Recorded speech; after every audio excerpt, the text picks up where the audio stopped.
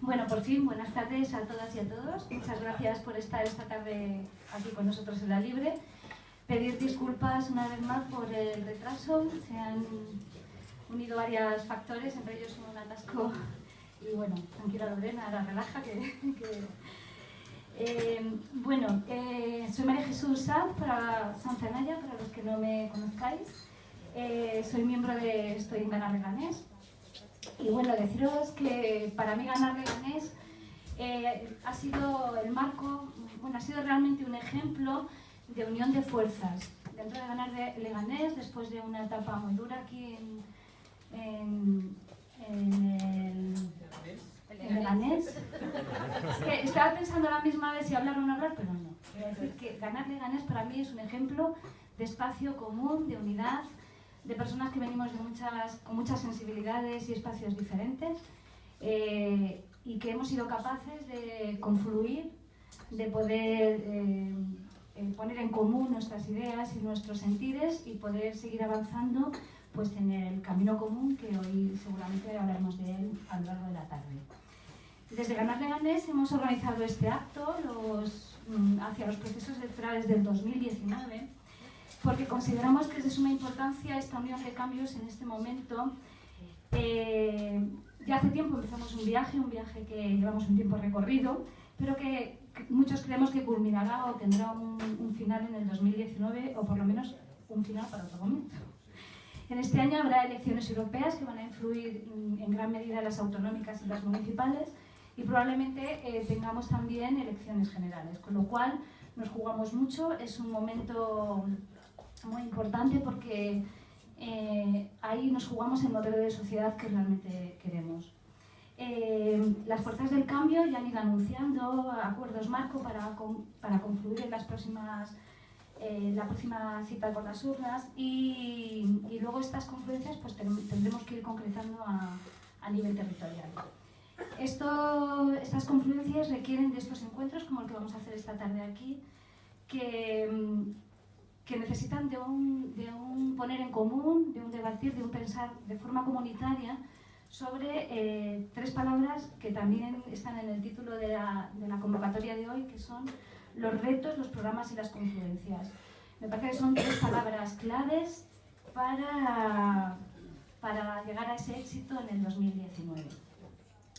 En primer lugar, me gustaría mencionar así rápidamente lo que consideramos nosotros como grandes retos o grandes desafíos. Es muy importante que nos planteemos ahora cuáles son esos desafíos hasta el 2019, que yo creo que por un lado están los grandes desafíos que antes no teníamos, que ahora tenemos, como son el cambio climático, como son las políticas neoliberales y sobre todo como es el ataque que está suponiendo no solamente a todos los derechos, no solamente a pensiones, seguridad social, educación, sino realmente un ataque directo a las libertades del ser humano.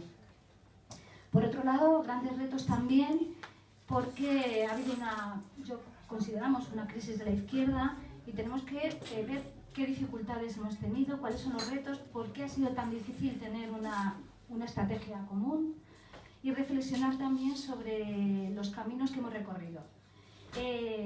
Está claro que ha habido una imposición de la derecha. El otro día, yo que procedo del mundo de la educación, tuvimos un encuentro también con César Renduelles y hablábamos de cómo la derecha educativa se ha impuesto.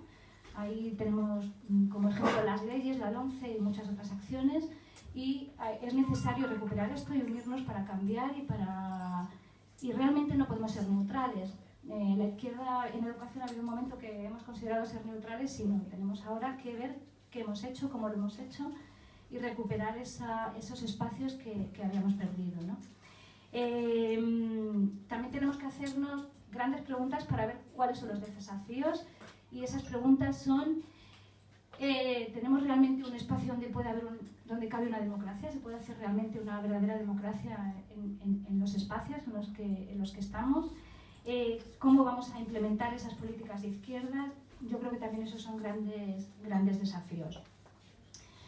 Por otro lado, me parece que una vez establecidos y analizados y debatidos estos desafíos, es muy importante crear esos programas para ver cómo lo vamos a hacer. En educación, programar significa los contenidos que tenemos, con el tiempo que tenemos, cómo los vamos a distribuir, cómo lo vamos a hacer, con qué contamos, cuáles son las herramientas, de una manera que sea real, efectiva y que dé margen a la flexibilidad y a la improvisación, pero todo bien programado, porque realmente si dejamos todo a la improvisación, pues se nos irán otra vez las fuerzas. Es necesario programar y tener un plan de acción concreto.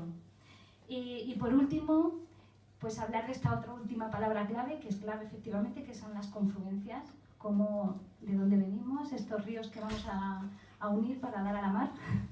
Pues estas confluencias van a ser muy importantes, ¿no? No solamente las confluencias políticas, sino también las confluencias con todo el tejido social de los municipios, de los pueblos, con todos esos movimientos sociales que durante tanto tiempo llevan reivindicando derechos, transformando el entorno y mejorando la vida de las personas, y que necesitamos que de alguna manera se politicen, bueno, participen en política para conjuntamente hacer esta unión, ¿no?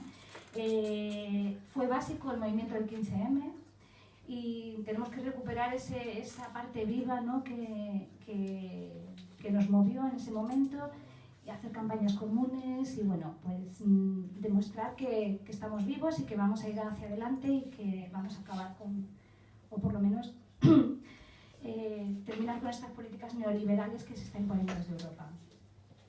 Es cierto que tras las movilizaciones electorales hubo un descenso de esta participación activa de los movimientos, se han como retirado un poco la retaguardia y necesitamos esa activación para confluir entre todos y realmente conseguir el cambio que necesitamos hacer para que podamos confluir ese 2019 con éxito. Para todo esto contamos aquí con 3 personas que yo cuando pensaba en ellas individualmente decía, ¡jo, qué capacidades, cómo son! Yo ayer pensé un poco en vosotros, pero luego viéndolo en su conjunto realmente eso es una confluencia, ¿no? Se trata de que personas con capacidades distintas, con esa posibilidad de diálogo y de confluir, como en Ganas de Danés, que es un espacio amable y se puede confluir, pues esa unión de capacidades pues que sea posible en otros entornos, ¿no? Y con eso contamos hoy aquí. Contamos con Lorena, voy a representarles rápidamente, ¿vale? Porque sí que me parece importante también hablar un poco de ellos así brevemente. Lorena Ruiz Huertas, que es portavoz de Podemos en la Asamblea de Madrid desde el 2016. Es activista, política, profesora, abogada de lo penal y de la familia. Te conocía, pero ahora te conozco un poco mejor. Y bueno, sí que participó desde sus inicios en el 15M, en la Asociación Libre de Abogados, en la Ejecutiva Regional de Podemos desde hace tiempo, ¿no? Y bueno, pues ahora mismo está como en la portavocía de Podemos en la Asamblea de Madrid y bueno, pues sí que es cierto que bueno, procedes de una corriente anticapitalista, ¿no? También en su tiempo, ¿no? Estuviste ahí. Y bueno, pues esta es Lorena Huertas, que ahora dentro de un momentito le daré paso, ¿no? Luego tenemos aquí, a mi izquierda está Álvaro Aguilera, que es, aparte ay, por favor, se me ha ido la palabra. El secretario. ¿Dónde salió la palabra secretario? Es el secretario general del PP, por doble de Madrid, nombrado por segunda vez, ¿no? Me he ido yo a la parte artística, que como procedo de la música, pues me he ido a la parte de guionista, profesor de literatura, de cine, escritor, que me ha parecido muy bella también esa parte tuya. Y bueno, pues es una persona que intenta transformar el mundo a través de estas dos herramientas, que es la literatura y la política. Escribió una novela el año pasado que presentó aquí en La Libre. Y está convencido de que el comunismo está completamente vigente en la actualidad y he reivindicado que los trabajadores son quienes deben gobernar la sociedad y decidir el futuro. Aboga por...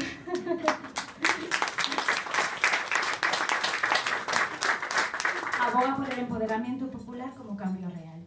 Y nos falta esta tercera persona, Carlos Sánchez Mato, que os la presento después para que esté aquí un poco presente. Entonces, si os parece, doy paso en primer lugar a Álvaro Aguilera, y vamos a Lorena que se tranquilice. Bueno, 15 minutos, Sí, ¿no? 12-15 minutos. Bueno, yo no creo que los ocupe porque me parece que en un acto de este tipo lo más interesante es bueno, pues que haya una comunicación y un turno de preguntas, de opiniones y que establezcamos un debate más que de ponencias que creo que es más útil para todos y para todas, ¿no? Bueno, sobre lo que es, digamos, el contenido de la charla o este debate es sobre retos, programas y confluencias de cara al horizonte 2019. Yo, si me permitís, voy a retrotraerme un poco para establecer al que a mi juicio es el marco en el que nos vamos a mover de cara a ese proceso de 2019, que para mí empieza fundamentalmente con el resquebrajamiento de gran parte de los consensos y valores de lo que se ha venido a llamar el régimen del 78, que se produce fundamentalmente con las huelgas generales de 2010 y 2011, las marchas de la dignidad y el surgimiento del 15M, ¿no? Son tres elementos que lo que acompañan es un cuestionamiento de los valores del sistema, de los valores de un régimen político, de una serie de consensos que estaban más o menos inoculados en la sociedad y que a partir de ahí bueno, pues empieza a haber una marea de contestación que culmina en ese 15M, culmina también con las marchas de la dignidad y también, recordemos, en su momento la aplicación del rey, etcétera, etcétera, ¿no?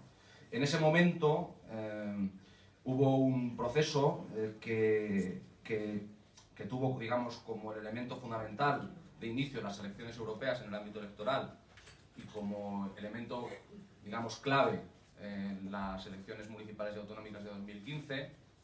Yo entonces militaba en una organización felizmente extinta, llamada Izquierda Unida de la Comunidad de Madrid, ahora mismo Izquierda Unida de Madrid y en el Partido Comunista de Madrid, que no supo entender el momento político y desde aquí creo que hay que hacer una enorme autocrítica en lo que fue en su momento esa organización y el freno que supuso, pero sí que entendimos una serie de personas, de hombres y mujeres que formábamos parte del Partido Comunista y de Izquierda Unida, la necesidad de participar en un proceso de confluencia y de unidad con otros sectores de la izquierda, con otros sectores populares, para tratar de precisamente cuestionar ese marco, cuestionar ese régimen que, vamos, hablando en plata, nos está jodiendo la vida, lo único que nos hace es explotarnos, es robarnos y condenarnos a la miseria y a la pobreza.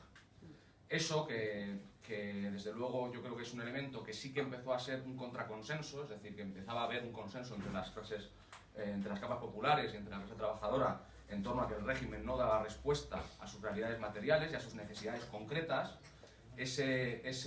Tuvo una expresión electoral, ¿no? Y esa expresión electoral fue la Unidad Popular, que en 2015 se produjo deprisa y corriendo. Es verdad que fueron unos meses, un año y medio como mucho, muy rápidos, en los que se conformaron esas candidaturas de Unidad Popular, que en algunos casos ganaron ayuntamientos, que en otros estuvieron muy cerca de ganarlos. Y yo creo que ahora, a un año vistas de los próximos procesos electorales, autonómicos, etcétera, europeos, muy probablemente también de carácter estatal, pues yo creo que hay que hacer un pequeño análisis de lo que ha pasado, también porque solamente aprendiendo de nuestros errores podemos transformar la realidad y por tanto mejorar.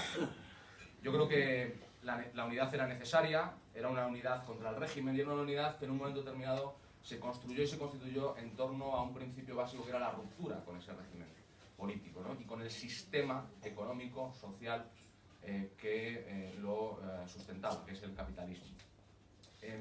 Es verdad que en esas candidaturas no todo el mundo planteaba una ruptura con el capitalismo, no todo el mundo planteaba una ruptura con el régimen, pero sí que yo creo que el impulso que dio lugar a ellas era un impulso básicamente que planteaba la ruptura con esos elementos, ¿no?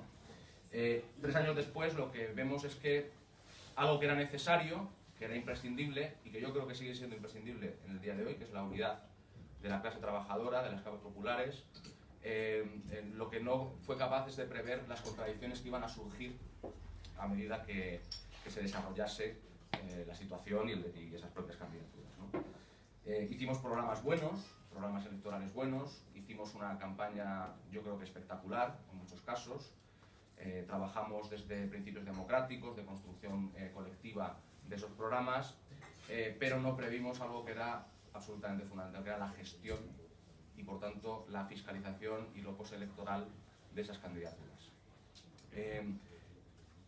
Y en cierto modo de aquellos polvos estos lodos y de aquellos errores, algunos de los errores que hoy en día seguimos viendo y de hecho muchas de esas candidaturas han sufrido bastantes problemas, no me extenderé, aquí en Leganés ya sabéis, pero en otros municipios ha sido así e incluso algunas que van a continuar tienen grandes contradicciones en su seno, ¿no? ¿Por qué? Porque lo importante no es la construcción de un proceso solamente, no es construir un proceso en el que seamos capaces de darle ilusión y respuesta a muchos de los anhelos de esa gente que está sufriendo el sistema, sino que también es luego, al día siguiente, empezar a trabajar en que eso se lleve a cabo. Y además en mantener esa pulsión, ¿no? Yo creo que cometimos un error gravísimo, que fue caer en un cierto ilusionismo electoral. A mí, que sigo creyendo, evidentemente, estaría bueno que si fuera el secretario general del Partido Comunista, no quería decir que el comunismo está vigente. Yo creo que lo que hay que luchar es por el poder, porque hay que devolverle el poder a nuestra clase, a la clase trabajadora, y si los trabajadores y las trabajadoras son la mayoría social, deben gobernar. Creo que confundimos gobierno con poder, confundimos gestión con poder y que no fuimos capaces de construir poder popular. Y por tanto caímos en cierto ilusionismo electoral, en entender que las instituciones y que el hecho de que hubiese gente con un programa bueno y con un proceso detrás bueno accediese a esas instituciones era suficiente para que la realidad se transformase. Eso evidentemente no es así nunca.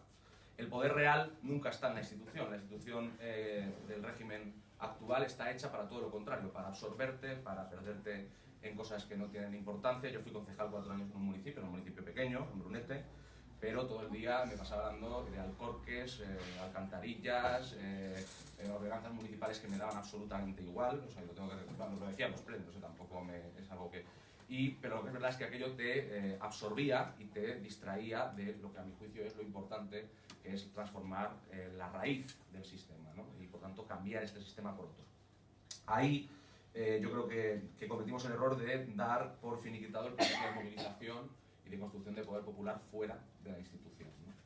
Esto ya lo habíamos vivido en España, es verdad que en otro contexto, en el año 82, con la llegada del Partido Socialista, pero en cierto modo lo reprodujimos, ¿no? Y yo creo que ahora toca hacer una profunda reflexión sobre eso, ¿no? Y sobre la importancia de que construyamos un proceso electoral en unas elecciones que, a diferencia de las de 2015, que eran un momento de debilidad, a mi juicio, del régimen, ahora estamos en un proceso en el que lo que se va a... el campo de juego en el que vamos a trabajar es la restauración de ese régimen, es decir, un sistema que sale con más pérdida de derechos, con más explotación, con más pérdida de capacidad de los trabajadores y de las trabajadoras por tener un sistema que dé respuesta a sus necesidades, y por tanto también por un sistema político que además tiene ahora en la llegada, yo sé que mucha gente se ha alegrado mucho, yo también me alegro mucho de que el PP caiga en el ámbito de la nación. Lo que no me alegro es de que el PSOE suba, y lo digo claramente también porque parece ahora que el hecho de que el Partido Socialista haya accedido a las instituciones es una gran noticia. El Partido Socialista es el arquitecto de este régimen político, es el que lo ha construido, es el que ha diseñado este régimen político, el que nos metió en la OTAN, el que nos metió en la Unión Europea, ha sido el garante de la monarquía en este país, etcétera, etcétera, etcétera. Las grandes reformas laborales, toda la reconversión industrial, la pérdida de soberanía popular y nacional de este país, todo eso lo ha hecho el Partido Socialista, del que además no es una nueva figura Pedro Sánchez. Pedro Sánchez es más de lo mismo. Y, sin embargo, el régimen ha sido inteligente. Yo creo que, digamos, el cambio de régimen que se estaba planteando, que era con un nuevo monarca, Felipe VI, etc., siempre fue con la idea del PSOE y Ciudadanos, y que en ese sentido era la alternativa, y que ahora, en cierto modo, están construyendo lo que ellos querían, porque el propio régimen necesita lavarse la cara, necesita tener en las instituciones a gente que no genere tanta conflictividad como estaba generando el gobierno de Mariano Rajoy, ¿no? Entonces vamos a estar en un escenario muy diferente al del año 2015, con mucha menos desafección popular en torno a las instituciones, con un PSOE al que le va a salir gratis pedir cosas que están muy bien, que sabe que no le van a votar los demás, que además le va a salir también relativamente fácil derogar determinadas leyes que todos y todas queremos que se deroguen, pero que en cualquier caso no cambian las condiciones de vida materiales, o sea, las condiciones materiales de vida de la clase trabajadora y por tanto vamos a estar en una situación radicalmente distinta en ese 2019. Si no somos capaces de entender que volver a mecanismos democráticos de construcción de procesos,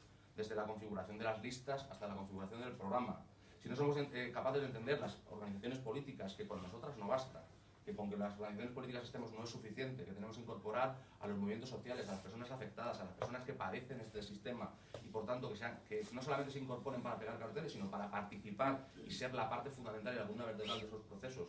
Si no somos capaces de entender que las campañas no pueden ser como la que hicimos el 26J, en la que no nos mezclamos, hicimos cada uno de nuestros carteles, los pegábamos por separado, era una coalición al más viejo estilo que no funcionó. Si no somos capaces de entender que después de las elecciones es cuando empieza realmente el trabajo, y que el trabajo no está en mociones sobre los alcorques, sino que está en cambiar de verdad, de formas radicales el sistema y las condiciones de vida de nuestra clase, yo creo que a lo que vamos es a un proceso de restauración definitivo en el que, digamos, habremos atravesado 7 u 8 años de conmoción, pero con la máxima lampedusiana de que todo cambiase para que todo siguiera igual. Si no entendemos eso, yo creo que el 2019, que en cierto modo, en mi opinión, deberíamos convertirlo en una especie de plebiscito sobre el régimen, en el que la gente no solamente vote sobre su municipio, sobre su alcalde o alcaldesa, sobre su presidente o presidenta de la Comunidad de Madrid, sino sobre algo más importante, que es si está de acuerdo o no con el orden de las cosas. Si no somos capaces de hacer entender eso y que esas elecciones se conviertan en un plebiscito, podemos ir incluso a unas elecciones de 5 urnas. Esto no es descartable, ¿no? Si al final Pedro Sánchez decide hacerlas coincidir con las europeas, autonómicas y municipales, tendremos las del Senado y las generales. O sea, ya a los que nos toque estar en las mesas recontando, no quiero yo, no nos arriendo la ganancia, ¿no? Pero en cualquier caso, si no somos capaces de entender que ese proceso es un proceso mucho más complejo que simplemente hacer una candidatura de unión entre dos organizaciones políticas, si no entendemos eso, yo creo que estaremos cometiendo un error gravísimo. Un error gravísimo que además ya hemos cometido en muchas ocasiones. Y la clase trabajadora no está para esperar a que volvamos a cometer errores. La situación es de emergencia. El hecho de que haya salido por la puerta de atrás Mariano Rajoy no cambia a la gente que está en paro, no cambia a la gente que no puede pagar la luz, no cambia a la gente que no puede poner la calefacción en invierno. Eso no lo cambia, y eso solo se cambia desde una propuesta programática de verdad de transformación. Yo creo que ese es el reto, y para eso es imprescindible la unidad popular, pero no la unidad electoral. La unidad electoral es una pata, que es necesaria, que todos y todas tenemos que construir, pero no es la unidad popular. La unidad popular se construye, como decía antes, con los afectados y las afectadas del sistema. Y si no entendemos que hay que incorporarlos a ese proceso, no haremos unidad popular. Igual hacemos unidad electoral, pero no haremos unidad popular, ¿no? El programa se tiene que construir en torno a esa idea. La unidad popular es necesaria por todo eso, porque es la única manera de hacer frente al régimen, porque aisladas y divididas no somos capaces de golpear fuerte a este sistema. Y sobre todo, yo creo que, y por esto querría terminar, para abrir el debate, una reflexión fundamental, que es para qué nos presentamos a las elecciones, las organizaciones políticas, los colectivos, etc., ¿no? En mi opinión, por lo menos en la opinión de un marxista, por lo menos aspirante a ello, yo creo que nosotras nos presentamos a las elecciones para generar una capacidad mayor en un proceso de acumulación de fuerzas que sea capaz de derribar finalmente el sistema. Desde luego, yo no me presento a las elecciones para gestionar mejor y para que los alcoholes tengan 2 centímetros más o 2 centímetros menos. Y eso es algo que tenemos que tener siempre en el horizonte. Y además eso, lo decía Marx, el Partido Comunista, es lo que, digamos, distingue a la izquierda revolucionaria, a la izquierda transformadora y rupturista del resto de la clase trabajadora. Solamente una cosa, que es que nosotras, cuando estamos hablando del alcohol, también estamos hablando del objetivo final. También estamos hablando de que eso tiene que servir para derribar el sistema, para cambiar el sistema. Ese debe ser el objetivo, y la unidad popular tiene que ser una unidad popular precisamente no para gestionar mejor las instituciones, sino para subvertirlas desde dentro, para generar contradicciones desde dentro, para mostrárselas al pueblo y para generar un proceso de acumulación de fuerzas popular que sea capaz de ver que desde la institucionalidad actual, desde el actual marco, desde la arquitectura que tenemos hoy en día, que es este régimen, no es posible gobernar para la mayoría social. Se pueden hacer mejoras y habrá que hacerlas, y eso es importante, y no creo que haya que ser tampoco izquierdistas y decir que hay que coger las armas mañana. No. Hay que hacer esas mejoras y hay que trabajar en eso. Pero nunca podemos perder de vista ese objetivo, que es la transformación, que es la ruptura con el sistema, que es la ruptura con el régimen. Y solamente yo creo que si entendemos eso, seremos capaces de hacer un proceso unitario y responder a ese reto, que es el que planteaba la charla, que es el de la transformación radical de un sistema que nos condena a la explotación, que nos condena a la miseria, que nos condena a la tristeza y en muchas ocasiones nos condena a la muerte. Y afortunadamente escuchar de muchas mujeres que podéis hablar largo y tendido de eso. Por tanto, la única alternativa es más democracia, la única alternativa es incluir a los sectores populares en ese proceso político y desde luego la única alternativa pasa necesariamente porque el programa político que desarrollemos, el programa electoral que desarrollemos, lo cumplamos a rajatabla y que al día siguiente de las elecciones entendamos que ahí es cuando empieza el verdadero trabajo, que no es gestionar mejor la institución, sino generar poder fuera de la institución para cambiar la institucionalidad, que es otra cosa. Y ya me escucho.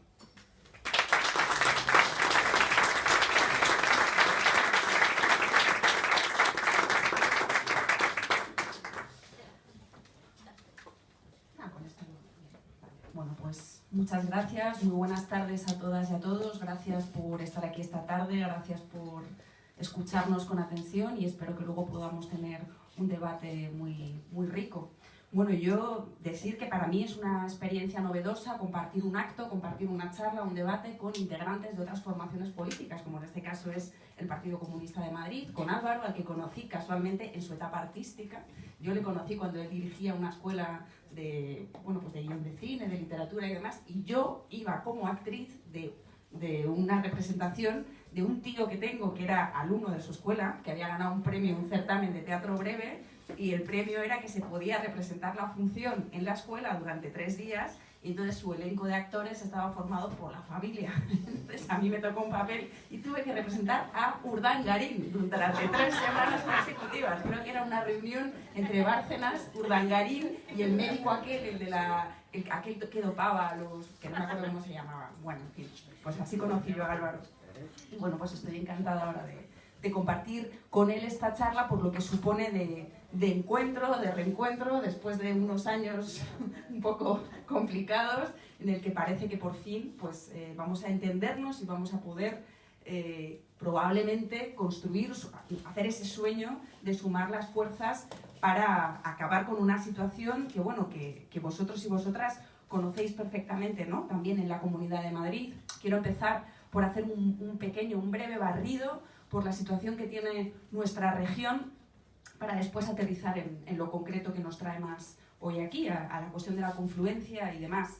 Y es que, bueno, sabéis que nuestra región pues lleva 23 años gobernada por el Partido Popular. Yo creo sinceramente que le queda poco, que estamos en una situación histórica en la que el Partido Popular pues, bueno, ha caído nada más y nada menos que Cristina Cifuentes, que es verdad que es lo que decía Álvaro, ¿no? Seguimos teniendo al Partido Popular gobernando y seguimos teniendo en el gobierno de la nación, ahora hemos echado al PP, pero tenemos al PSOE, que es el principal arquitecto efectivamente del régimen que habitamos. Pero bueno, es verdad que también debemos disfrutar de las pequeñas victorias y hace 3 meses parecía imposible acabar con unas figuras tan fuertes, tan potentes como Cifuentes, como Mariano Rajoy. A mí me parecía imposible ganar a Cristina Cifuentes en ningún proceso electoral y hoy pues el PP es un partido muy debilitado y parece que estamos en una situación especialmente buena para la izquierda, para las fuerzas de izquierda, que por otro lado fuimos quienes numéricamente ganamos las elecciones en 2015, si no fuera porque tenemos una ley electoral profundamente injusta que pone la barrera de acceso a las instituciones en el 5%, creo que es en el 5% del número de votos que hay que obtener para entrar en la institución. Izquierda Unida obtuvo un 4,1, creo recordar, y bueno, pues el recuento de votos, la realidad es que hubiéramos ganado las elecciones las fuerzas progresistas y con ello incorporamos al PSOE. Pero con una circunstancia histórica como la que tenemos ahora, creo que estamos más cerca que nunca. Pero nos vamos a encontrar, en caso de que eso suceda, o la realidad que vivimos ahora mismo, es con una comunidad autónoma absolutamente arrasada y en la que se ha estado gestionando el Partido Popular con un modelo insostenible, un modelo basado en que lo que han creado aquí es prácticamente un paraíso fiscal para los ricos, una región que ha hecho dumping o competencia desleal con respecto al resto de regiones, que ha hecho que las altas rentas, los grandísimos patrimonios del Estado vengan a vivir aquí, a residir aquí, porque les sale prácticamente gratis. Aquí no se pagan impuestos ni por la tenencia de patrimonio ni por heredar grandes fortunas, ¿no? Siempre se cuenta el ejemplo ese tradicional de que la duquesa de Alba vino a morir a Madrid porque en Andalucía hubiera tenido que pagar una parte importante de su fortuna como impuestos a la Junta de Andalucía, y aquí pues le salió gratis la herencia, ¿no? Y en base a este modelo muy desigual, aquí se presume el PP de que tenemos los impuestos más bajos, pero en realidad esos impuestos solo benefician a los ricos, porque luego la realidad es que se han hecho importantes subidas del IVA, por ejemplo, que eso es igual para todo el mundo, ¿no? El IVA que tiene cualquier bien de consumo pues es igual para un rico que para un pobre. Y en cambio los ricos pues se benefician de que sus altos patrimonios y rentas no tributan. Y con este desastre, que a lo que nos ha llevado es a endeudarnos con los bancos tremendamente para financiar las competencias de la Comunidad de Madrid, que son ni más ni menos que la gestión de los servicios públicos, pues esto se ha hecho recurriendo, como digo, al endeudamiento privado, con la situación que hay ahora mismo en Europa. Yo no soy economista, no entiendo nada de economía, pero parece ser, las listas y los listos economistas nos cuentan que se avecina una nueva crisis económica, que van a volver a subir los tipos de interés, etcétera, etcétera, y puede volver una crisis económica que pagarán los de siempre, porque eso se paga con recortes, con subidas generalizadas de impuestos, etcétera, ¿no? Esta es la herencia que vamos a heredar del Partido Popular, que además, con este desastre de gestión económica, se ha dedicado a descapitalizar los servicios públicos. Ha despedido a más de 5.000 profesionales de la sanidad y de la educación, que después, cuando la economía se ha ido recuperando, por supuesto, no han recuperado, porque todo esto era un plan perfectamente establecido, que era empobrecer la sanidad, empobrecer la educación y ir entregando cada vez más dinero a las empresas privadas que gestionan estos servicios públicos para después tener una buena excusa para privatizar, etcétera, lo que todos conocemos, ¿no? Los servicios públicos, que es lo que más afecta a la calidad de vida cotidiana de todos nosotros, de todas nosotras, al bienestar sobre todo de la vida de las mujeres. La no financiación de la dependencia recae sobre el trabajo invisible y gratuito de las mujeres, sobre su tiempo libre, etcétera, ¿no? Es decir, es una precarización de la vida y un desastre para la redistribución de la igualdad. Una descapitalización de los servicios públicos, como ha hecho el Partido Popular. A eso se le suma que vivimos un momento, de nuevo, de revitalización de la burbuja inmobiliaria, con la subida del precio de la vivienda, la subida del precio del alquiler. Es impresionante que, por ejemplo, en el centro de Madrid hay ya muchísimas más viviendas de alquiler turístico que de alquiler normal, para que la alquile cualquier familia para poder vivir, pero por supuesto el Partido Popular no ha llevado a cabo ni una sola medida, ni una sola política para evitar esta situación, porque precisamente las grandes constructoras, los grandes tenedores de vivienda para especular fueron, para empezar, los que financiaron el Tamayazo y los que han sostenido los gobiernos del Partido Popular, ¿no? De una manera que es la famosa red clientelar, la famosa corrupción legalizada del Partido Popular, la que no es directamente la de meter la mano en la caja, con la que han venido funcionando a lo largo de todos estos años. Junto con esto, pues bueno, los millones de problemas que sabemos que tenemos en nuestra sociedad y que ha generado el PP con su desastrosa gestión, en la que se han ocupado fundamentalmente de robarnos a todos, de financiarse ilegalmente y de saquear todo lo público. Junto con esto, pues tenemos a Ciudadanos en plena situación de auge, con las encuestas dándoles pues magníficos resultados justo hasta la moción de censura, desde luego, que son las últimas encuestas que se conocían, que han estado entregando el gobierno al Partido Popular a cambio de nada, concretamente en la Comunidad de Madrid. Pues hicieron al principio un acuerdo de investidura con un montón de puntos, de los que solamente se han cumplido 3, y sin embargo han sido incapaces durante este tiempo de amenazar al PP con retirar el apoyo si no se cumplían algunos de los puntos de gobierno. Ahora ha dimitido Cifuentes, que todo el país pedía su dimisión, y Ciudadanos parecía que se conformaba con constituir no sé qué comisión de investigación que querían constituir en la Asamblea, y eso les valía, ni siquiera pidieron la dimisión. Todos sabemos que finalmente Cristina Cifuentes se fue porque se puso en circulación ese vídeo del robo de las cremas que pusieron, como digo, en circulación las propias cloacas del Estado, en las propias familias, facciones mafiosas del Partido Popular, y es por esto que se fueron, no por la presión de Ciudadanos, y que ahora han vuelto a entregar el gobierno a Ángel Garrido sin exigir absolutamente nada a cambio, ni siquiera que se fuera el consejero de Educación, uno de los principales artífices del chanchullo mafioso que supuso la cuestión del máster fraudulento de Cristina Cifuentes en la Universidad Rey Juan Carlos, porque él mismo había sido vicerrector y demás, ¿no? Es decir, a cambio de nada, pues está esta formación política, y a cambio de nada, ¿por qué? Pues por lo que nosotros y nosotras sabemos, porque constituyen, conjuntamente con el Partido Popular, un bloque perfectamente armónico que lo que garantiza es la aplicación de las políticas neoliberales. Ciudadanos es quien ha estado votando sistemáticamente los presupuestos del Partido Popular durante toda esta legislatura, a pesar de que la gestión económica del PP, ese modelo económico que ha aplicado el Partido Popular en la Comunidad de Madrid, ha sido el que ha propiciado, el que ha permitido toda la corrupción que ha aflorado en la Comunidad de Madrid, la trama Gürtel, la Púnica, la Lezo, etc. ¿Y por qué lo ha estado votando Ciudadanos, a pesar de que ha contado a su electorado que venían a regenerar la política, que venían a regenerar las instituciones? Pues lo ha votado porque es un modelo económico que garantiza que sigue repartiéndose la riqueza de tal manera que los ricos se benefician de ella y los pobres no. Es decir, que el orden de cosas sigue exactamente igual. Y por otra parte, pues tenemos a un PSOE que en la Comunidad de Madrid ha estado durmiendo el sueño de los justos hasta este momento, liderada por Ángel Gabilondo, que ha hecho una oposición absolutamente invisible, ha brillado por su ausencia, pues ha estado preguntándole a Cristina Cifuentes durante estos años por el centenario, el 5º centenario del Quijote, por sus planes de lectura en la Comunidad de Madrid, es decir, jamás la menor pregunta un poco mordaz, jamás se ha metido en ningún charco ni implicándose en nada, como digo, una oposición completamente invisibilizada. Y este era el estado de cosas que teníamos en la Comunidad de Madrid hasta que estalló toda esta crisis de gobierno, esta desestabilización de la gobernabilidad de la Comunidad de Madrid con el máster de Cristina Cifuentes.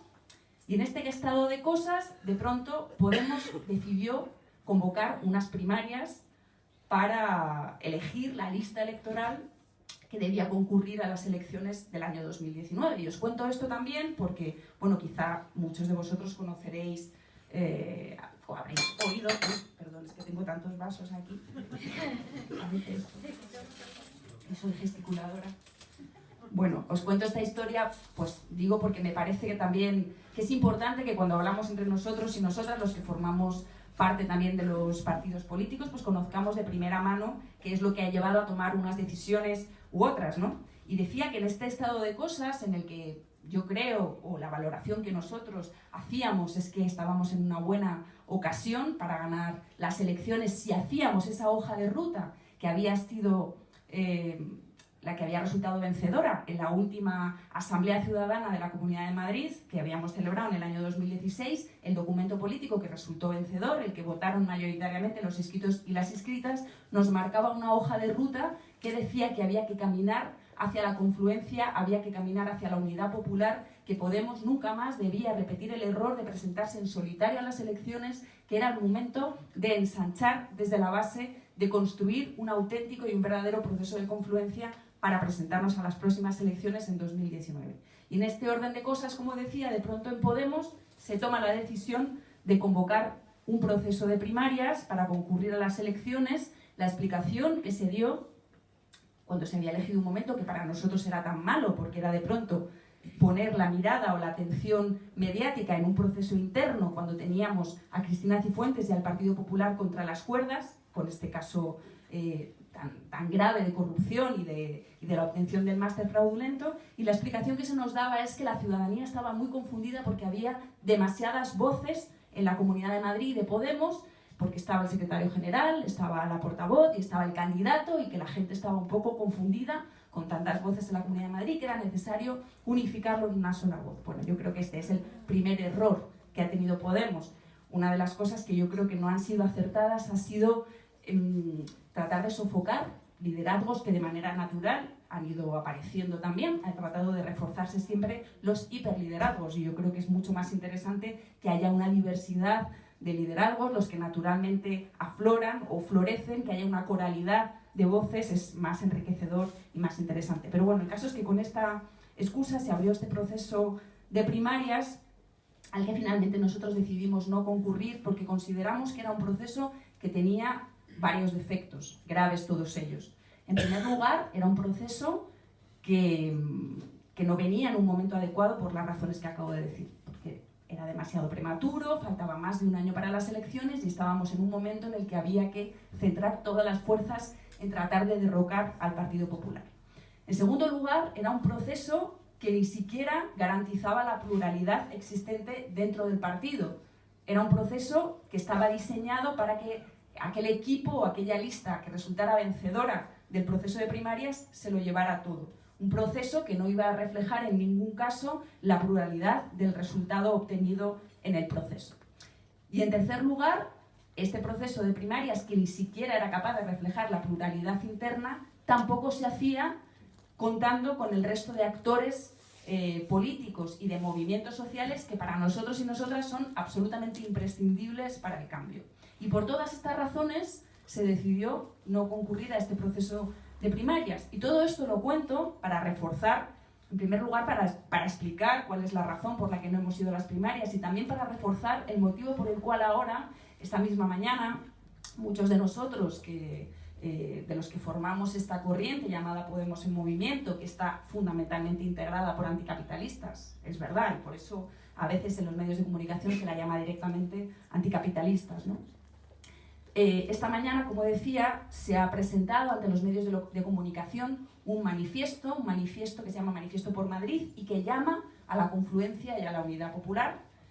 Y es un manifiesto que hemos firmado algunos cargos públicos de Podemos, algunos diputados, también algunos concejales del Ayuntamiento de Madrid y de otros ayuntamientos de la región, pero también una cantidad enorme de activistas de diversos movimientos sociales por la vivienda, ecologistas, de movimientos sociales que trabajan por la defensa de los derechos de las personas migrantes, etcétera, personas del mundo de la cultura, bueno, muchísima gente, ¿no? Más de un centenar de personas firmaron inicialmente este manifiesto. Y os lo cuento porque para nosotros es imprescindible reivindicar que para ganar las elecciones en 2019 no se puede concurrir cometiendo los errores que cometimos en 2019 y con un partido que en este momento está en una situación, yo creo que de debilidad importante también como es Podemos, ¿no? Y lo está porque creo que en buena medida, a pesar de que en este momento, según la última encuesta del CIS, la principal preocupación de los españoles y de las españolas después del paro es la corrupción y los partidos políticos. Yo creo que esto nos devuelve un poco al escenario del 15M o pre-15M. Estas eran las preocupaciones que tenía la mayoría social que salió indignada a la calle a impugnar el régimen y a impugnar el bipartidismo, ¿no? Preocupación por el paro, preocupación por las políticas y por un bipartidismo que, bueno, pues que estaba llevando el país al desastre.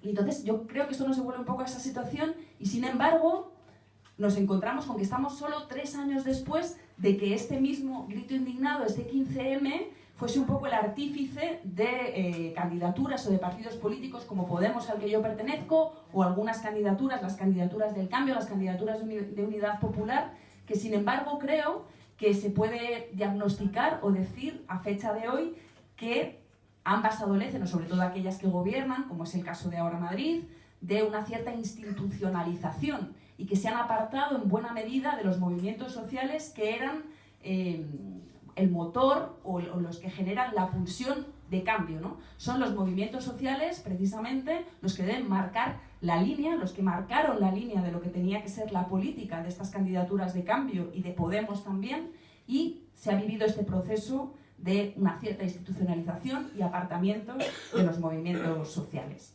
Al mismo tiempo, creo que hay que vivir con ilusión, que vivimos un proceso removilizador evidente. Hemos vivido un año de movilizaciones feministas, pues que yo no recuerdo precedente en este país de unas movilizaciones como estas. Creo que la movilización feminista es tremendamente esperanzadora también y fundamentalmente por la juventud de sus componentes, ¿no? Que es algo verdaderamente llamativo y bueno, y creo que muy esperanzador. Pero también las movilizaciones, estas ya no están tan llenas de jóvenes, pero sí, desde luego, son ilusionantes también de los pensionistas, ¿no? Que han salido a la calle, o incluso del propio movimiento de vivienda que, bueno, ahí renqueando más, cuesta más que la gente se movilice con estas cuestiones, quizá más complejas, pero también está ahí, ¿no? Entonces vivimos también esta doble dicotomía, esta cierta institucionalización de las candidaturas del cambio de Podemos, pero este proceso removilizador en la calle. Y ante esto yo considero que el único camino efectivamente es el de tratar de confluir todos estos actores que estamos por el cambio, todos estos movimientos sociales, todos estos actores políticos que queremos la transformación social. Debemos confluir y repetir la experiencia o los elementos más positivos que tuvo, por ejemplo, Ahora Madrid. Ahora Madrid pues, estuvo 2 años trabajando en base a discusiones, debates para generar unos consensos políticos, y eso cristalizó en un programa en el que participaron casi 16.000 personas, ¿no? Pues yo creo que eso es una de las cosas muy positivas que hay que repetir, generar un espacio de debate, un espacio de discusión y de llegar a consensos políticos que cristalicen en un programa, pero esto desde luego necesita también después un proceso de generación de una candidatura que sea también puramente democrático, abierto y plural, es decir, una generación de una candidatura en la que se pueda participar y se pueda obtener un resultado que refleje verdaderamente esa voluntad o el resultado de esa votación en la que ha participado todo el mundo, ¿no? Porque no puede haber nada más desmovilizador que no se vea reflejado el resultado de esta votación. Bueno, me callo ya porque me dicen que me pase de mi tiempo, pero bueno, pues seguimos charlando. Es un poco, bueno, yo creo que me escucháis, no ha llegado Carlos, entonces yo creo que podemos abrir el debate, ¿no? Y luego en el momento que llegue Carlos, pues le podemos dar un espacio, un tiempo y seguir debatiendo, ¿no? Porque si no nos demoramos. Entonces vamos a abrir un turno de palabra. Si os parece 3 en 3 voy anotando, de 4 en 4, de 3 en 3 mejor. Y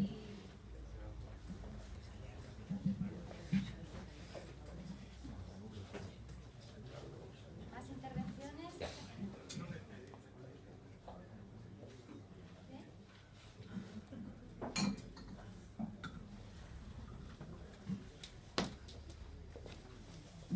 Bueno, pues si quieres empezar.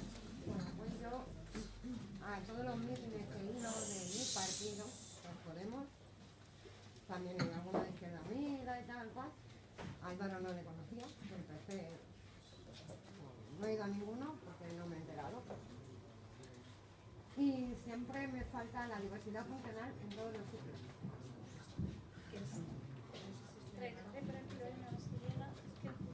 No me niego para... Es mejor que las más por ahí. Si no te importa, porque es así. Sí, eso te digo.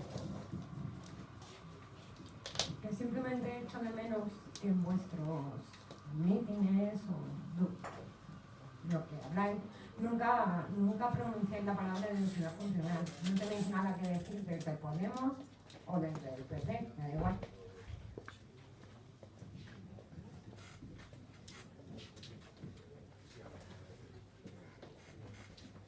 Tenemos solamente una palabra para Óscar o... Sí, bueno, en nombre de Izquierda Unida queríamos pedir disculpas porque Carlos Sánchez Mato ha tenido un problema con la agenda de, bueno, sabéis que estamos ahora todos a 50.000 cosas, tiene una entrevista en Televisión Española a las 6, después le ha surgido otra cosa y bueno, no va a poder venir. Sentimos mucho que no pueda venir, pero nos comprometemos a que venga otro día aquí antes de que acabe este mes si puede ser, y que hablemos también con él un poco de municipalismo, de economía, de la deuda y de todas estas cosas, ¿vale? Retiramos las disculpas y lo sentimos, pero no ha podido ser, pero vendrá otra vez. Gracias. Bueno, pues sigo tomando palabra, que no hay ninguna en este momento. 2, ¿una más? ¿María? Sí, yo la que pregunta creo que todo el mundo estamos convencidas y convencidos de la importancia de la confluencia, pero a la luz de las experiencias que se tienen, que tenéis, me gustaría que nos contarais un poco cada una, bueno, Lorena desde su lugar y Álvaro desde el suyo, las dificultades de la confluencia y en qué medida las dificultades de la confluencia o los tipos de confluencia pueden entorpecer el futuro de la confluencia, que es mucha confluencia, pero bueno, de lo que se ponga en común, ¿vale? Porque esas experiencias nos preocupan también mucho. Sí, yo me gustaría preguntar por la elaboración del programa político, porque entiendo que se cuenta con diferentes actores que tienen su programa, pero también recuerdo que, por ejemplo, con mucha ilusión en muchos municipios y en muchos sitios, y en Podemos hicimos el programa participado por muchísima gente. Entonces, ¿cómo se puede combinar o cómo pensáis vosotros que se puede combinar esa elaboración del programa, entendiendo que tiene que contentar evidentemente a los partidos que participen en las confluencias?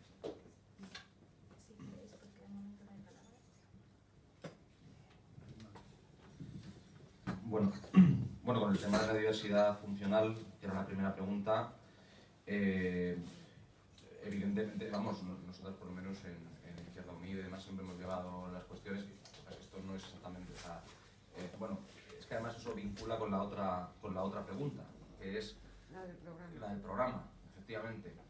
Yo creo que la cuestión no es que ni Izquierda Unida, ni Podemos, ni ECUO, ni ninguna organización hagan un programa maravilloso en estos momentos, porque casi todas tienen un programa bastante bueno. Y la cuestión es si somos capaces de construir un programa incluyendo a esos sectores.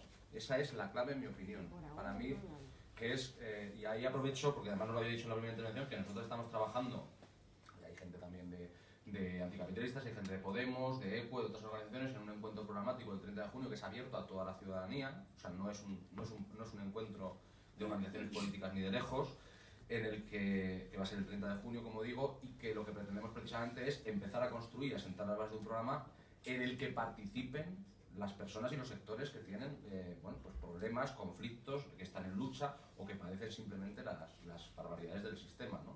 Desde cuestiones súper concretas que tienen que ver con elementos de educación, sanidad, etcétera, a cuestiones también concretas que tienen que ver con los problemas de todo tipo que atraviesan las personas con diversidad funcional o, por ir a un tema más global, pero que es ahora mismo yo creo que es un drama generalizado, que es la situación de la mujer en un sistema que es patriarcal y que está construido y diseñado para su opresión, per se. O sea, y por tanto no hay... Y yo creo que esa es la clave, y engancho con la otra pregunta. Es decir, aquí de lo que se trata, yo creo que lo que nos enseñó el 15M, lo que nos enseñó... Es decir, y también Podemos en un primer momento, y lo siento por lo del primer momento, pero es lo que creo, creo que el 15M y Podemos para Izquierda Unida y el Partido Comunista fueron como el espejo de Blancanieves.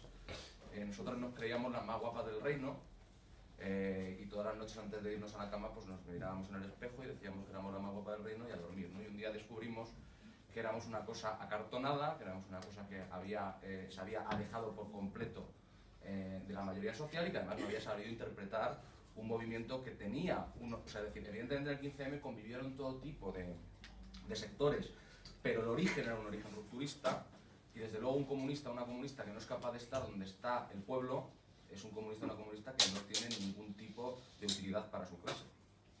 Y por tanto, si el PC en su momento no tuvo la inteligencia de estar en el 15M con la enorme humildad de entender que no tiene que ser el protagonista, sino uno más en ese espacio, pues creo que de ahí surgieron otras expresiones políticas y de ahí surgió también esa necesidad de romper con lo que había. Yo creo que esa reflexión la hemos hecho y que estamos en ella, ¿no?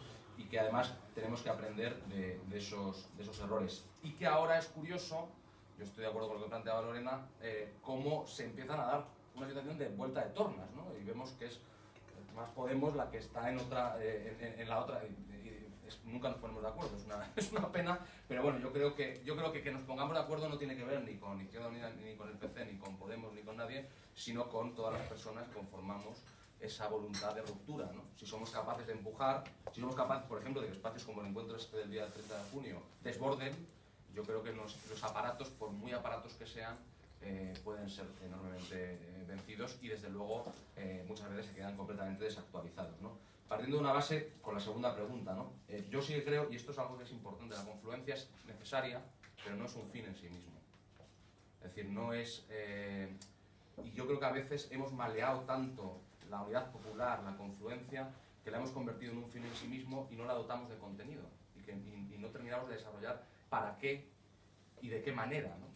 Y la cuestión no es solamente sumar votos, porque si esto va a sumar votos, pues no sé, quiero decir, creo que estamos condenados a fracasar, porque podremos ganar algún día las elecciones, pero es que con eso no va a bastar. O sea, si mañana, yo recuerdo cuando la campaña de Unidos Podemos de 2016, a mí me tocó ir a unos cuantos mítines, yo siempre decía una cosa, es verdad que bastante y en franca minoría en la mayoría de los intervinientes de los actos, pero yo decía, vamos, o sea, si ganamos las elecciones o si superamos al PSOE y podemos conformar gobierno, el trabajo de verdad empieza al día siguiente. Imaginaos a la Unión Europea, vamos, de Grecia se hubiera quedado una tontería al lado de un gobierno que puede cambiar las cosas. Porque nosotros vivimos en un marco de dominación imperialista que se llama Unión Europea, que plantea, o sea, que no permite la soberanía de los países, ¿no? Y que por tanto en el momento en que hay una propuesta de ruptura, pues pasa lo que pasó en Grecia, que es apretar las tuercas, y ahora ya no se dan golpes de estado militares en Europa, de momento, pero se dan golpes de estado financieros, se dan golpes de estado de otro tipo. Es decir, la banca, los que mandan no van a dejar tan gratuitamente que un gobierno que atiende a los intereses de la mayoría social gobierne para la mayoría social, porque se la juegan. Por tanto, todo eso es fundamental. Entonces, la unidad popular es necesaria, y más en un contexto como el actual, que en España parece que vivimos fuera de él y al margen de él, porque es verdad que nuestra extrema derecha es una extrema derecha muy periférica y no tiene burguesía propia, y bueno, en fin, eso es más complejo, pero de que el auge de la extrema derecha en toda Europa es algo que da escalofríos. Ayer Vox ya empezaba a tener buenos resultados, y yo estoy convencido de que como no hablemos de soberanía nacional y como no hablemos de lo que supone la Unión Europea y el euro en la campaña de las europeas, Vox va a sacar eurodiputados. No tan lejos de aquí, España 2000 tiene concejales en todos los pueblos del corredor. Quiero decir, eso es una cosa que no deberíamos desatender. Para eso es necesaria, entre otras cosas, la unidad popular, para hacer frente al fascismo, para hacer frente a un capitalismo que en el momento en que se ve acorralado tira de su solución de excepción, que es la extrema derecha, ¿no? Lo estamos viendo en Francia, lo estamos viendo en Italia, lo hemos visto en Estados Unidos, lo hemos visto en Alemania, lo hemos visto en Austria. Es decir, no es una cosa que sea una cosa de un sueño de fumado, o sea, es que lo estamos viendo en muchos países, ¿no? Y es verdad que aquí, entre ciudadanos que hacen un discurso en muchas ocasiones pues tardofascista, vamos a decirlo así, y bueno, y que Vox es bastante inútil, pues no termina de despegar esa extrema derecha, pero yo no lo descarto. Y por tanto, ahí la unidad es fundamental, ¿no? Y el futuro de esa confluencia, que también preguntaba la compañera, y que es, o sea, la importancia de la confluencia es esa, ¿no? Es decir, solamente desde la unión de los sectores populares afectados por el régimen es posible la transformación del régimen. Y eso yo sí que creo que, vamos, esto es una máxima que nos la tendríamos que tatuar. Es decir, yo desde luego no me metí en política para ser el 5%, ni para ser el 10%, ni siquiera para ser el 60%. Yo me metí en política para que mi clase tome el poder. Mi clase es la clase trabajadora y quiero que tome el poder, porque son la mayoría. Y quiero que mandemos nosotros y nosotras.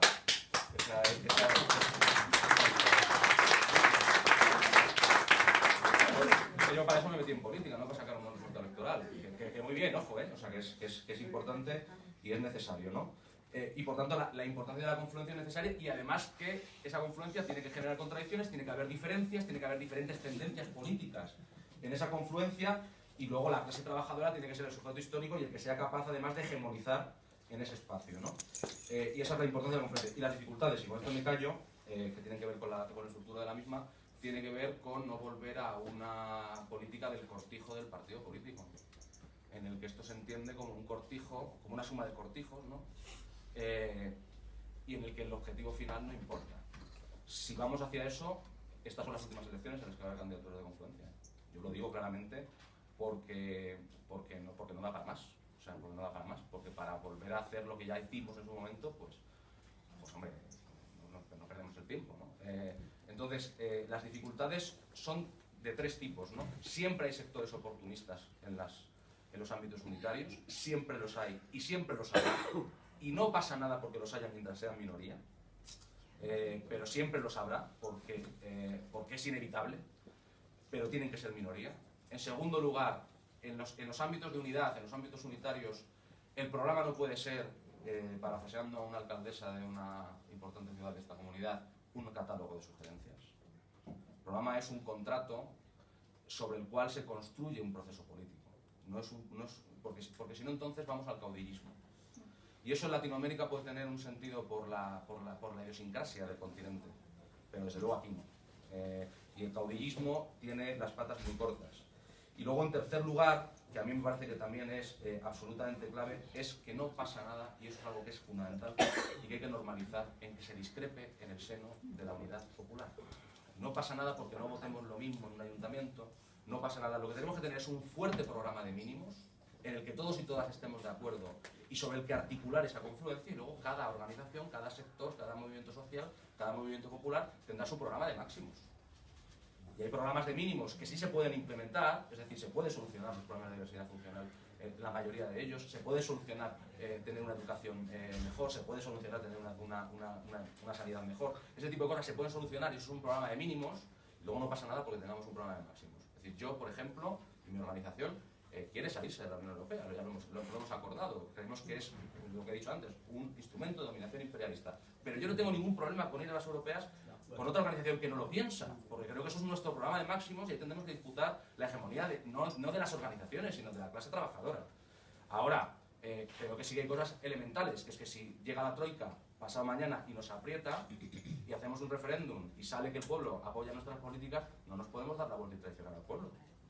Y eso sí que es clave. El programa de mínimos es sagrado. Y si hay que rebajarlo, rebajémoslo. Hasta cierto punto, obviamente, ¿no? Pero el programa de mínimos es sagrado. Y si no asumimos que el programa de mínimos es sagrado, la confluencia no tiene sentido. Porque entonces ya no hay confluencia, lo que hay es suma de votos, que a veces es resta de votos.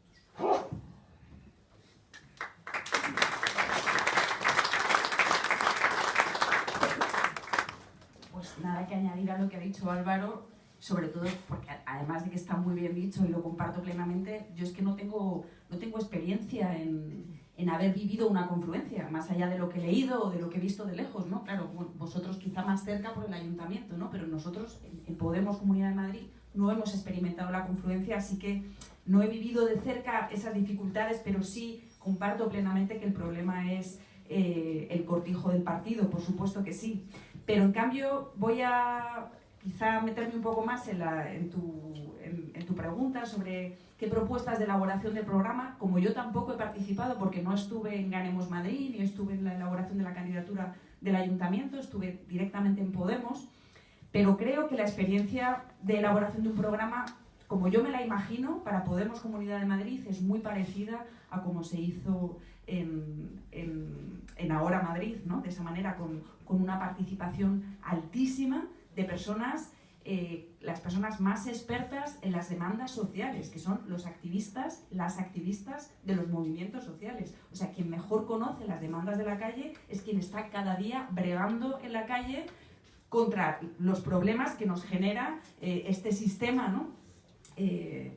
A cada una de las personas que vivimos en esta sociedad. Entonces creo que esos son los mejores especialistas, las mejores especialistas que tienen que estar pues debatiendo, llegando a consensos, llegando a esos acuerdos de mínimos que deben confluir en un programa que sea de unidad popular, de todos los actores que vayamos a conformar esta confluencia para concurrir a las elecciones, ¿no? Y luego efectivamente cada movimiento social, cada actor político, cada partido pues tendrá su propio proyecto, ¿no? Pero creo que esta confluencia de mínimos en el programa tiene que estar participada y hecha por muchísima gente y sobre todo tiene que haber debate, tiene que haber discusión y tiene que haber poco sectarismo y ningún miedo tampoco a la discrepancia.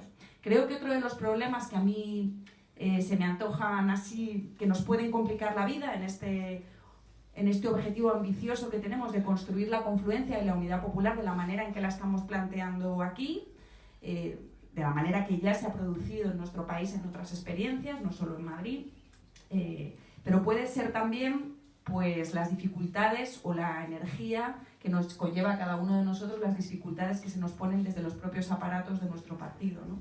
Yo creo que eso es un elemento tremendamente desgastador que muchos de vosotros y vosotras aquí también conocéis porque habéis participado en la candidatura del cambio aquí en Leganés y sabemos lo que eso dificulta, la de energía que se lleva, lo que obstaculiza, con lo complejo ya de por sí que es ponernos de acuerdo tantísima gente como tendríamos que participar, en qué mínimos son esos que van a constituir ese contrato de obligado cumplimiento si llegamos al gobierno, que efectivamente coincido plenamente con Álvaro. Lo difícil empieza en el momento en que se gana y ahí uno tiene que estar dispuesto o dispuesta a todo, a cualquier cosa, incluso a pasar muchísimo miedo. Yo me imagino lo que debe ser ir a negociar a Bruselas. O sea, yo estoy segura de que hay amenazas de muerte incluso, ¿no? Pero es que una persona que se mete en esto tiene que estar dispuesta a aguantar lo que sea, porque para eso venimos para transformar. Si no, muchos de nosotros y nosotras pues teníamos nuestras profesiones, y quien no la tenga pues no debería meterse en política, porque esto no es una profesión,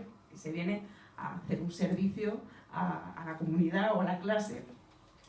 Y bueno, pues esto, así es como yo me lo imagino, pero yo creo que sería bueno que haya a lo mejor otras propuestas, porque todos y todas vamos a tener que participar en esto, o sea que...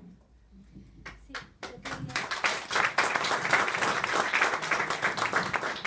yo querría añadir, y yo comparto plenamente lo que decís, ¿no? que es muy importante que los movimientos sociales intervengan en esos programas y estén presentes, porque realmente estamos en el día a día. Yo procedo de movimientos sociales. Estuvimos haciendo el programa de educación, de cultura en los comienzos de Podemos y bueno, hemos participado. Pero quiero aprovechar también al hilo de lo que ha dicho la compañera, ¿no? De diversidad funcional y hacer una pequeña reflexión, ¿no? Podemos hacer muchos programas, podemos tener claras las cosas y saber qué es lo que necesita el pueblo, qué es lo que necesitan los ciudadanos y ciudadanas. Pero sí que creo básico, y aquí voy a echar un cable hacia la educación, que es básica, ¿no? No solamente la educación, el cambio educacional es importantísimo. Ahora en la Casa de la Educación llevamos todo un año debatiendo sobre inclusión y realmente en los programas aparece la palabra inclusión y la palabra inclusión realmente no se entiende, ¿no? O sea, si esta compañera ha entrado aquí en la Libre y ha tenido dificultades de entrar, y yo mañana no digo algo, no hago algo, no explico a las personas que hay a mi alrededor qué podemos hacer para solucionar esto, no va a haber una toma real de conciencia. Quiero decir, las nuevas generaciones, que ya tenemos muchas dificultades en educación por todo lo que supone hoy en día la sociedad de consumo y la sociedad capitalista. Entonces necesitamos esa conciencia también. O sea, los programas son la base y los mínimos, pero hay una intervención de todos y todas en el global y alrededor nuestro para cambiar realmente las cosas. Eso es básico. Podemos hablar y decir, pero hay que hacer también. Podemos buscar círculos de diversidad funcional autonómicos que espero nos llamen para hacer el programa. Espero. De eso se trata, de que podamos participar en ello también. Hay muchos movimientos ahora que han salido, que han crecido y se han gestado en estos últimos tiempos, que yo creo que están empezando a pedir la palabra, ¿no? Sí, me parece todo bien. Yo voy a las manifestaciones feministas, a las de las pensiones, a las de educación, a todas. Espero que alguien de mi partido venga a las mías también, que también las hay. Hay más intervenciones, todavía tenemos tiempo, os animo a... ¿Sí? ¿Robert? ¿Alguien más? Un momento. Robert. Quería hacer una pregunta. Bueno, más bien, no sé si es una o dos, ¿vale? Yo quería preguntaros si creéis que vamos a ser capaces de ilusionar con esto de las confluencias. Y además esto de las confluencias también ha venido por arriba, ¿no? De repente ha salido un Twitter diciendo, ya tenemos confluencia. Que estáis aquí hablando del programa de trabajo, de la participación, pero a la confluencia a mí me la han consultado. Estoy de acuerdo, pero no me la han consultado. Pero después, dos cositas. Se hablaba de ilusionar porque han pasado cosas en este tiempo, ¿no? Como decía María Jesús, muchísima gente participó aquí en la construcción del programa. Aquí se hizo una confluencia. En Ahora Madrid se hizo una confluencia. ¿Dónde está Sánchez Mato? No porque no esté aquí, sino dónde está en Ahora Madrid. Que parte del programa que asumió Ahora Madrid en esa participación se está llevando a cabo, se pone a cabo, e incluso se están poniendo piedras en el camino, apartando a gente como, entiendo yo, como Sánchez Mato, que creo que era el que más estaba respondiendo a ese sentir de ese momento. Si creéis que eso se puede combatir, porque creo que aquí, bueno, estamos hablando, quizá ya seamos minoría, ¿no? Estamos hablando de cómo combatir desde dentro también, porque hay otras cosas. Una ha sido todo esto que estoy hablando, otra cosa es lo que ha pasado. Bueno, lo que pasa mediáticamente, ¿no? Primarias que no ilusionan a nadie porque no son primarias, no sirven absolutamente para nada, no es participación, no sirve para nada, no era en principio lo que teníamos en la idea de cómo se iba a participar en Podemos o en otros espacios. lo de nuestros dirigentes más guays diciendo que Rafael nos enseña muchas cosas, cosas así que desilusionan a la gente en una gran medida, ¿no? Y eso toca levantarlo desde aquí. Como tanto, mira, yo militaba en Izquierda Unida desde los 16 años, yo milito desde hace poco de menos 10 y ahora estoy en Podemos, y he dicho, joder, ¿cómo han sido capaces esta gente en un año? Todo lo malo que había hecho en Izquierda Unida en 20, lo han conseguido estos en 6 meses, son buenísimos, ¿sabes?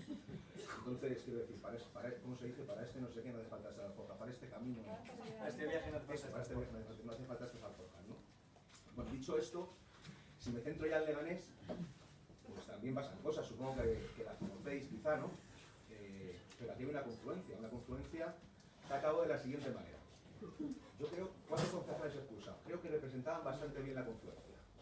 Una compañera de Izquierda Anticapitalistas, la secretaria general de Podemos, una concejal de Izquierda Unida del PC, y un compañero que viene de 15M, en los que muchos además participaban, todo el resto. Y se han quedado dos personas que viajaban de estar en Izquierda Unida, PC, me salgo del PC, me voy a Podemos. Quiero decir, lo que quiero habéis denominado oportunistas sería una palabra, se podrían usar más, otros adjetivos. Y ante eso, había un comunicado de Podemos Comunidad de Madrid, como de Izquierda Unida y tal, desvinculándose de una candidatura, esa candidatura del que creo que se llamaba Leganemos. Sin embargo, hay unas primarias en las que se presentan, además diciendo que la propuesta para las próximas elecciones es que sea Leganemos la candidatura de confluencia. Y yo digo, ante eso, no sé si es vuestra opinión personal, en teoría os preguntaría como organización, ¿vale? Vamos a suponer que gana, yo no lo deseo y espero que no. ¿Qué va a hacer Podemos? ¿Qué va a hacer Izquierda Unida? ¿Va a decir que esta confluencia no existe, sigue sin existir? ¿O vamos a seguir jugando al juego de, depende si tú me apoyas en Alcalá y yo en no sé dónde o en no sé cuánto, yo aquí no digo nada? Esas son la pregunta y la reflexión. Buena pregunta.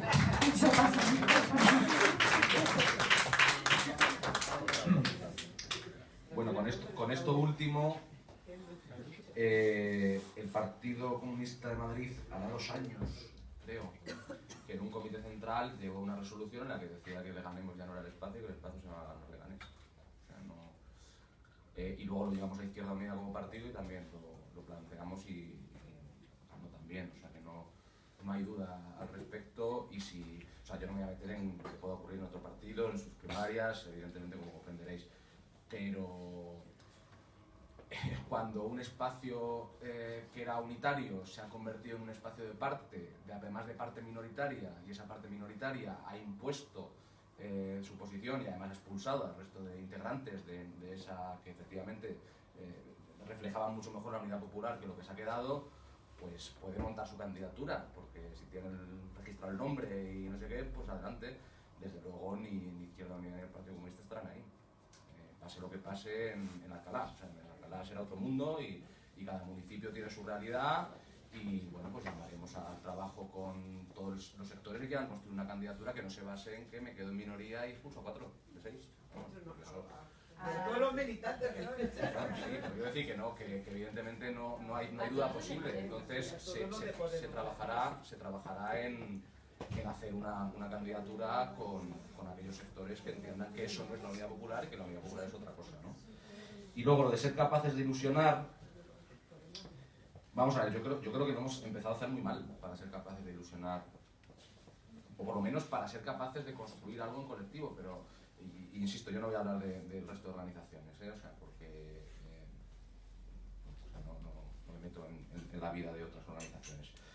Pero creo que algo que nos afecta a las dos, fundamentales, Izquierda Unida, PC, Podemos, también en que participó y tal, que fue el 26J, nos tendría que dar una serie de detalles de cuando algo funciona y cuando algo no funciona. Cuando algo funciona, cuando la construcción democrática de un espacio político, de su programa, de su candidatura y digamos de lo que se va a proponer a la sociedad, vincula a los sectores que representan a ese programa político. Un acuerdo, sea con botellines, con vasos de whisky, con vasos de agua o en no sé qué, no sé cuántos, eso es una apuesta para tener un resultado decente, pero desde luego no un resultado que ilusione y que desborde políticamente. Y eso también es lo de la reflexión de antes, ¿no? Si queremos mantener viva la unidad popular, tenemos que entender que hay mucha gente, por diversos motivos, por diversas situaciones, por torpezas de las organizaciones políticas, etcétera, etcétera, que de momento, y a lo mejor nunca, quieren participar en una organización política, en un partido político. Y no se les puede expulsar de la realidad política. Y desde luego, si son clase trabajadora y plantean, o al menos plantean un programa que responda a las necesidades de la mayoría social, yo creo que no podemos desvincularnos de ellos, ¿no? Tiene que ver también con lo de la construcción del programa. La cuestión no es que las organizaciones abramos el programa a nuestras asambleas, células, núcleos, círculos. No, es que vamos a la sociedad civil, a la clase trabajadora, a todo lo que se mueve realmente. Porque hay mucha gente que no quiere participar en un partido político, que solamente participa en un sindicato, en una asociación de vecinos, en un movimiento social, y esa gente es fundamental para la construcción de un programa. Y además yo soy un proselitista, quiero que luego se afilien al Partido Comunista, claro que sí, pero no me parece una condición sine qua non ni de lejos, ¿no? Entonces estaríamos en una cuestión, izquierdista absurda, ¿no? Entonces eso es lo que puede hacer que eso vuelva a ilusionar a la gente. Si no, la gente votará contra. El milagro de 2015, en mi opinión, en muchos pueblos de la Comunidad de Madrid, fue que la gente por primera vez en muchísimo tiempo votó por, no contra. Y deberíamos volver a votar por algo que realmente nos creemos y no contra los chorizos que nos gobiernan, ¿no? Y yo creo que esa es realmente la clave y si no, pues seguirán votándonos contra, ¿eh? O sea, yo creo que tendremos un resultado decente si hacemos un acuerdo tipo 26J, o sea, no se va a hundir el mundo, pero la gente votará contra el PP, contra Ciudadanos, y bueno, y a lo mejor dejan de votar contra el PSOE porque Pedro Sánchez ha hecho 4 mierdas en el Parlamento y entonces ya volvemos otra vez a bajar y se vuelve a ponerse la situación que teníamos hace 9-10 años, que es la izquierda más o menos rupturista en el 6-7% y el resto repartiéndose el cotarro. Bueno, pues nada, si queremos eso, es que no hemos leído el momento político y que no nos hemos enterado de nada.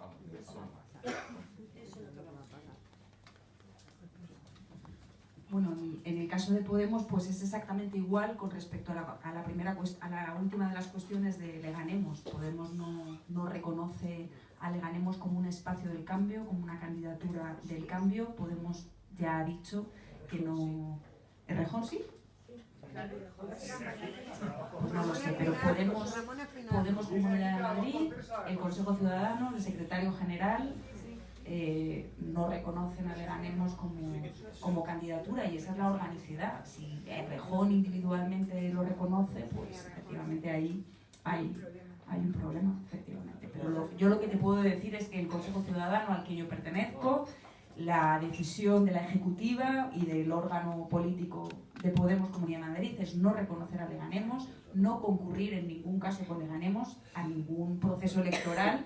Y desde luego, si ese es el caso de Podemos y ese es el caso también de Izquierda Unida o del PC, no sé qué confluencia es la que va a reivindicar Leganemos, ¿no? La palabra confluencia, bueno, en el mundo de la posverdad, claro, la confluencia ahora es la palabra ganadora, es la palabra de moda, ¿no? Todo el mundo se va a apuntar al término confluencia, todo el mundo va a querer llevarlo en su apellido. Pero, ¿qué es confluencia? Porque hablabas tú antes de... ¿Y a mí quién me ha preguntado si quiero hacer o no quiero hacer la confluencia? Bueno, yo creo que en ambas organizaciones lo han decidido las bases. En el caso vuestro lo sabrás tú mejor, no voy a responder por ti, pero tengo entendido que sí, que así se ha decidido a nivel autonómico también en la Comunidad de Madrid, que se quiere la confluencia, y en el caso de Podemos Comunidad de Madrid, así se decidió en el año 2016, así se refleja en el documento político que marca la hoja de ruta política para Podemos Comunidad de Madrid hasta el año 2019. La construcción de la confluencia, la construcción de la unidad popular. Cosa distinta es que también estamos bastante acostumbrados en Podemos a que los documentos políticos acaban siendo papel mojado y que las decisiones de las direcciones autonómicas, locales y para qué hablar de estatales, pues bueno, al final son muy verticales, muy personalistas y pasan bastante de los documentos y de las decisiones que se toman colectivamente, ¿no? Pero la realidad es que sí hubo tal consulta y sí tal. Con respecto a cómo ilusionar, yo procuro planteármelo poco, porque efectivamente yo creo que no hemos podido desilusionar más. Yo estos días también me acuerdo mucho de cómo nació Podemos, con aquel famoso manifiesto Mover Ficha y Pablo Iglesias en un mitin apasionante y emocionante, lanzándole un órdago a Cayo Lara para ver si tenía la valentía de presentarse a unas primarias, para ver quién quería al pueblo, que fuesen sus dirigentes, que condujesen el camino hacia acá.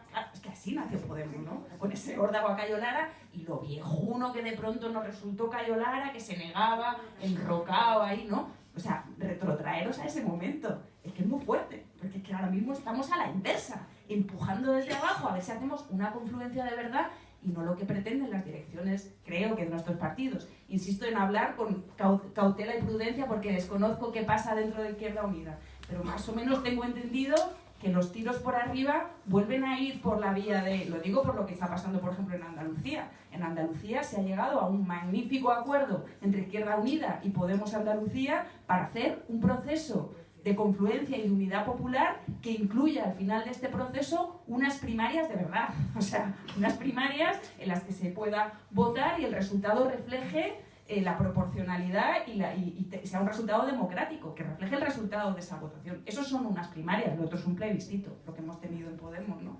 Entonces, pues bueno, pues eso es altamente desilusionante y ya no solamente en lo que es el proceso inicial de confección de las candidaturas o de las listas, en la que se puede, venga, vamos a permitir que los círculos participen, que la gente participe, es luego durante la vida de la organización política también. Yo he vivido de primera mano, he militado activamente en el movimiento No Somos Delito desde el primer día hasta que fui expulsada. No como en tono, pero me dijeron, bueno, ya de Podemos, tía, fuera de aquí. Pero en fin, y recuerdo que desde No Somos Delito se intentaba llevar una propuesta a Podemos de qué hacer con la ley Mordaza. Básicamente la propuesta era que no hubiera ley de seguridad ciudadana, pero bueno.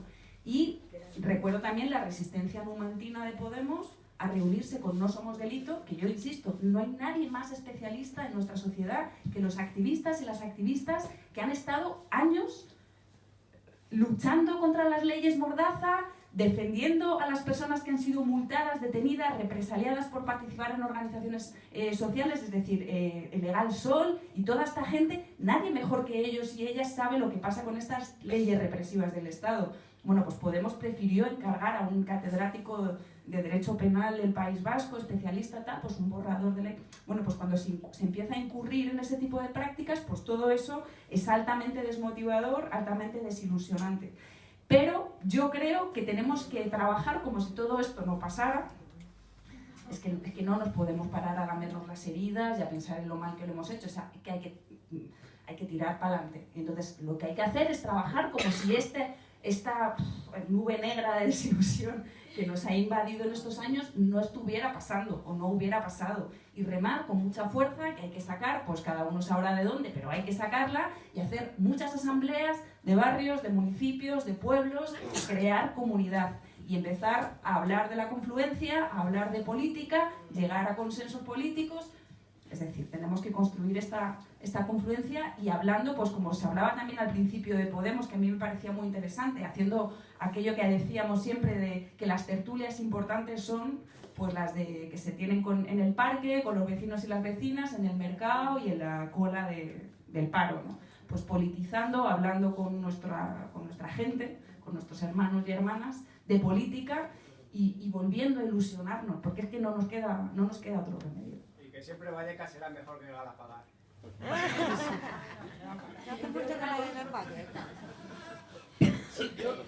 Yo quería haceros una pregunta que tiene mucho de bondad y un poco de malicia. Lo primero es porque es sorprendente que en un acto donde está Izquierda Unida, está el PC, está Podemos, nos hagamos autocrítica, ¿no? Los dos habéis empezado planteando habéis planteado autocríticas al funcionar de las organizaciones. Entonces, yo creo que a mí me parece que es la manera de ilusionar también, decirle a la gente que, bueno, que somos conscientes muchas veces de los errores, que no miramos por ahí. Pero la pregunta que os hago es, ¿creéis que así, creéis que es bueno? Es decir, ¿creéis que es bueno venir aquí y ser un poco autocríticos? Es evidente que yo creo que sí. Pero ¿no? Porque alguien puede decir, oye, yo vengo a hablar de Podemos y no sé qué, y se ponen a meterse también con ellos mismos, ¿no? No solo con el PP. ¿Qué pasa aquí? Me gustaría que os explicaseis un poco. Yo creo que sí, es bueno.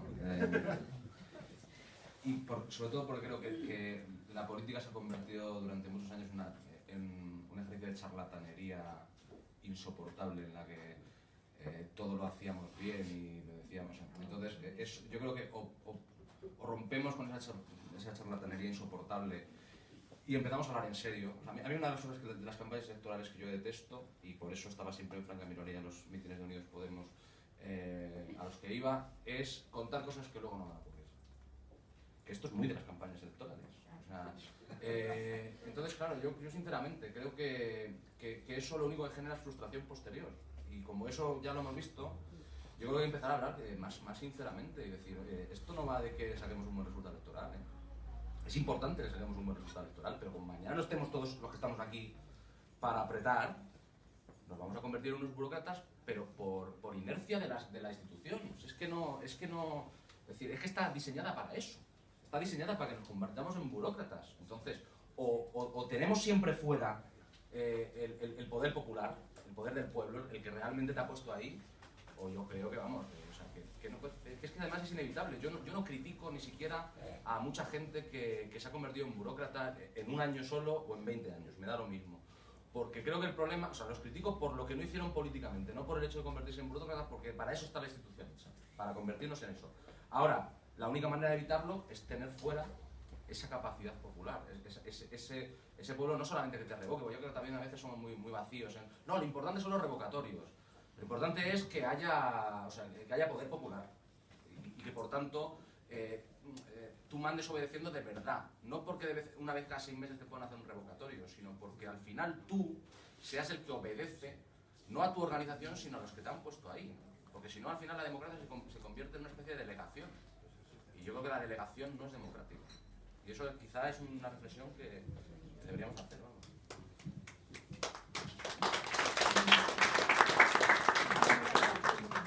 Pues yo también lo creo, Geray. Creo que la verdad es revolucionaria. Creo que la gente está harta de escuchar a políticos y a políticas que mienten y que cuando se escucha la verdad, aunque sea dolorosa, pues es muy sanador también y bueno, muy positivo, ¿no? Lo que pasa es que es incómodo, claro, y que a todos nos gustaría mucho más pertenecer a organizaciones políticas en las que no tuviéramos que criticar tantas cosas y en las que no hubiera que confrontar con las direcciones, que siempre es tan incómodo, por lo menos así es en el caso de Podemos. No sé cómo lo vivís en Izquierda Unida, en Podemos desde luego es sumamente incómodo, pero yo creo que no hay otra manera, yo no entiendo otra manera tampoco de estar ni en política ni en el mundo. Creo que mi manera de estar es decir la verdad y bueno, y también saber dónde se está, ¿no? Evidentemente, pues a lo mejor en otro tipo de foros, con la caverna mediática o la derecha, pues no se puede ser todo lo sincero porque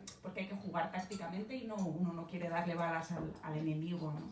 Pero desde luego aquí, que somos todos mayores y mayoras de edad, pues claro que sí.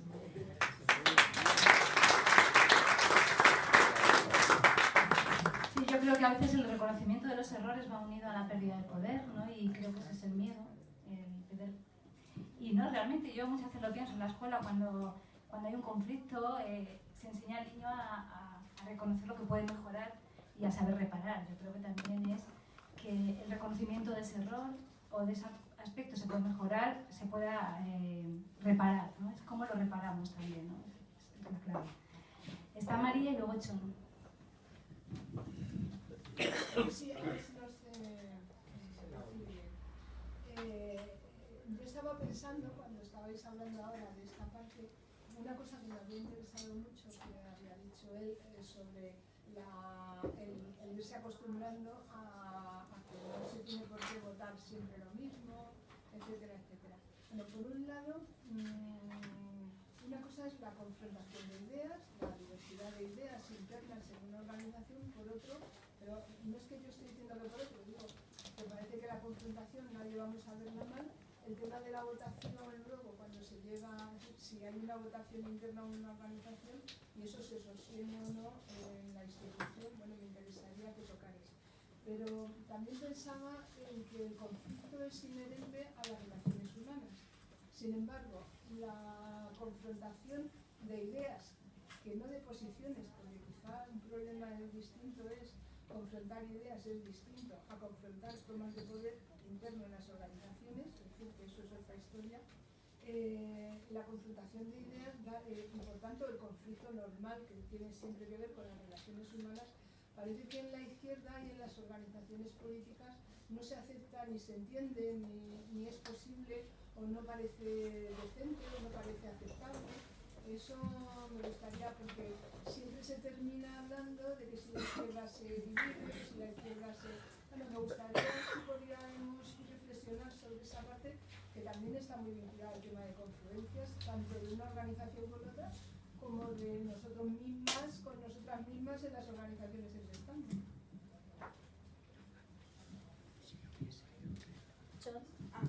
Pues mira, yo concretamente, no sé si estáis mal, yo ayer le ponía un mensajito concretamente hablando de mañana y iba a decir que me iba a mantener un segundo el directo plano, porque efectivamente pues yo vengo de la prehistoria de la política. Yo desde que nosotros aquí en Leganés, las primeras elecciones municipales, nos íbamos llenos de entusiasmo, con voz y voto a trabajar. Los programas que no hacíamos con nosotros, ¿vale? ¿Y sabéis lo que hicimos? Pues se pusieron al servicio del Partido Socialista. Totalmente. Se desarrolló totalmente el PC. Concretamente yo te puedo decir que yo creía que seguíamos avanzando y lo que se nos dijo es que, tranquilo, ya están las instituciones ahí, vete a tu casa, dedícate a tus hijos, vete a la asociación de vecinos y que te enseñe a hacer el punto de cruz que está muy llegada. Entonces me fui directamente y me fui a los movimientos sociales, con mejor o peor suerte.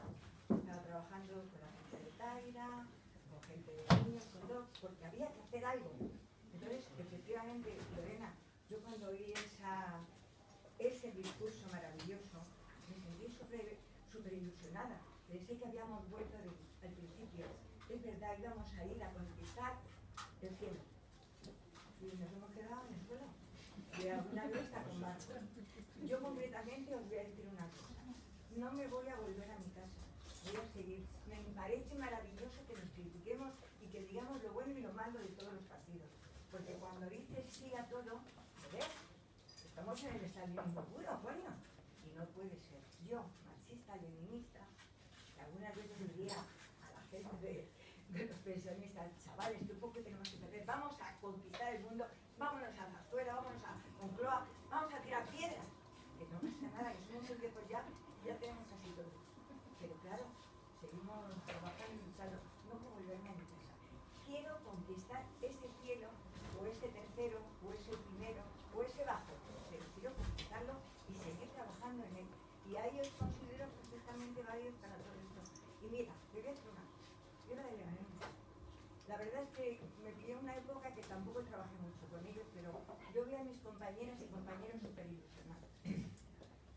Se perdió, bueno, pues se perdió, pero aquí están mis compañeras y compañeros dispuestos a seguir luchando. Y a mí no me importa que venga el señor Errejón o que venga quien les dé la gana, porque al final no sé dónde ellos terminarán, bueno, sí lo sé, porque es muy similar a lo que yo viví en mi primera etapa, donde de esos 8 concejales que éramos, la única que se quedó en la calle fui yo, porque los otros compañeros se quedaron en el PSOE, y alguno incluso más a la derecha, aunque ya es decir, ahora es un gran empresario.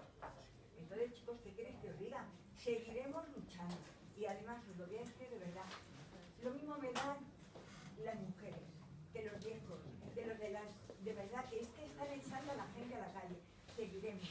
Y de alguna manera, alguna, habrá que moverle la silla si no lo hace bien. Y estoy contigo en que hay que hacer mínimo, pero también hay que hacer máximo. Hay que decir dónde está el límite, porque algunos se lo pueden pasar. Porque todos sabemos que el dinero es lo que es y el poder es el que es. Entonces hay que poner ese código ético que se tiene que cumplir a rajatabla. No porque voten una cosa uno y otro, porque cada uno tiene su propia responsabilidad moral y política. Pero es que se pueden votar y hacer cosas muy jodidas, como lo hemos dicho. Entonces yo deciros que muchísimas gracias por haber venido. Seguimos ilusionados, por lo menos yo. Y aquí a mis compañeros que van a ganar, pues les vamos a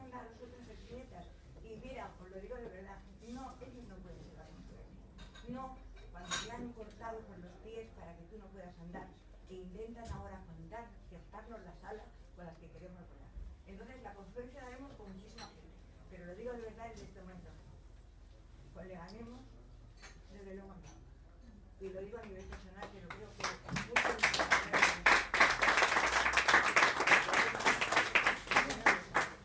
hay una última palabra y yo creo que con esto y la respuesta cerramos un poco la historia. Yo quería plantear aquí, a ver si os planteéis también, enlazando con el tema de ilusionar y tal. Hay una forma de desilusionar y que la gente se vuelva a casa, y es una estructura de organización que te conlleve 3-4 tardes a la semana. Eso es insostenible para cualquier persona soltera y sin familia, cuanto más para personas que son ya su familia. Eso desilusiona porque te ves apartado y va expulsando a gente poco a poco, y al final se quedan los arribistas, oportunistas, como lo queráis llamar, que se hacen con... Entonces yo quiero, si tenéis pensado, no sé si lo tendréis pensado porque estamos en un proceso muy al inicio de todo, pero yo me gustaría que tuvieseis en cuenta esa serie de cosas, porque yo creo que es una de las claves que desilusionan. Yo a quien le gane lo he vivido, desde luego, me imagino que a otros niveles también. Entonces yo creo que es clave para generar ilusión, militar en una organización que no te conlleve no tener vida para sentirte útil dentro de tu organización, por si lo contempláis de alguna manera ese.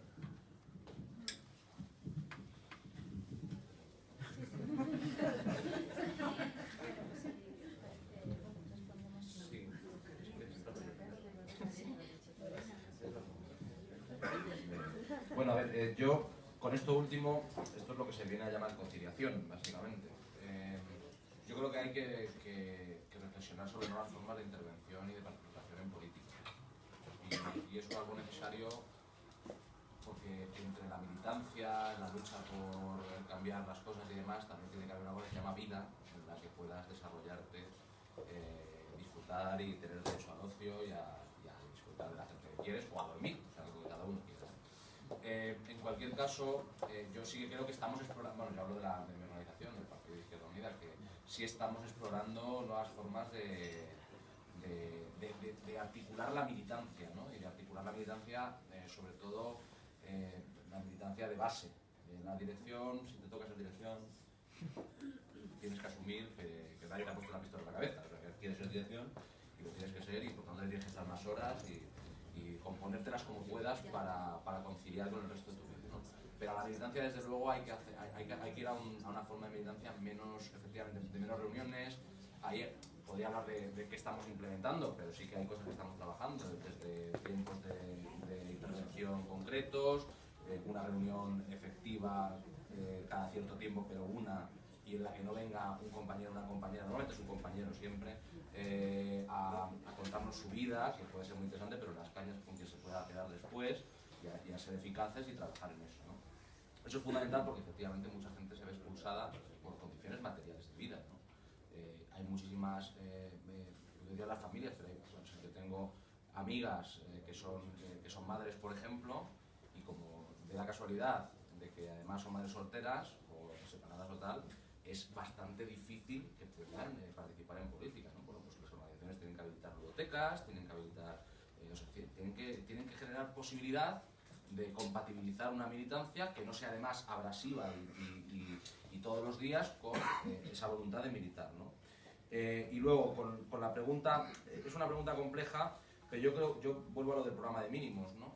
Todo lo que sea programa de mínimos en un grupo municipal, autonómico, etcétera, etcétera, y que respete ese programa de mínimos, yo creo que tiene que tener disciplina del grupo. Si tú has acordado algo o sea, que lo has puesto en un programa, no te puedes dar la vuelta, y si no, no haberlo acordado. Y por tanto ahí a mí no me parece razonable en absoluto que una persona, eso me parece transfugismo político. Es decir, si nosotras hemos acordado un programa y alguien vota algo que es diferente al programa que se ha acordado, ese programa de mínimos, esa persona está haciendo transfugismo político. Pero yo pondré un ejemplo muy concreto. Si yo soy miembro de un grupo municipal, autonómico, estatal, me da lo mismo, y me viene una moción sobre Cuba y hay compañeros y compañeras que consideran a Cuba no sé qué, yo considero que es uno de los países más avanzados del mundo en muchísimas cosas, no voy a votar por condenar lo que ellos llaman la dictadura cubana, porque para mí ni es una dictadura ni nada que se le parezca. Pero por eso hay un compañero o una compañera que lo hace, a mí eso no rompe la confluencia mientras creo que está profundamente equivocada, pero eso no rompe la confluencia. Porque en el programa de mínimos no hemos hablado normalmente de ese tipo de cosas, ¿no? Ahí el PP es muy inteligente, y lo ha hecho muchas veces, ¿no? El meter muchas mociones en ayuntamientos para romper las candidaturas de Unidad Popular en torno a temas que no tienen nada que ver con el ayuntamiento, ¿no? Bueno, pues yo creo que en esas cosas sí hay que normalizar la discrepancia. Y luego hay un elemento en el que hay que normalizarla también, que son cosas que surgen y que no esperabas. Y ahí, por ejemplo, pongo el ejemplo del PEF del Ayuntamiento de Madrid. Tú cuando haces un programa electoral no sabes, lo puedes sospechar, pero no lo sabes seguro, que Montoro va a utilizar el Ayuntamiento de Madrid, que es un ejemplo concreto, como una especie de escarmiento al resto de las candidaturas de Unidad Popular, etcétera, etcétera, o de las posibilidades de transformación. Hay compañeros y compañeras que, invocando una supuesta responsabilidad, asumen, para mí, atravesar líneas políticas que son erróneas. Y yo estoy dispuesto a que eso al día siguiente sigamos discutiéndolo y sigamos trabajando para subsanar ese error.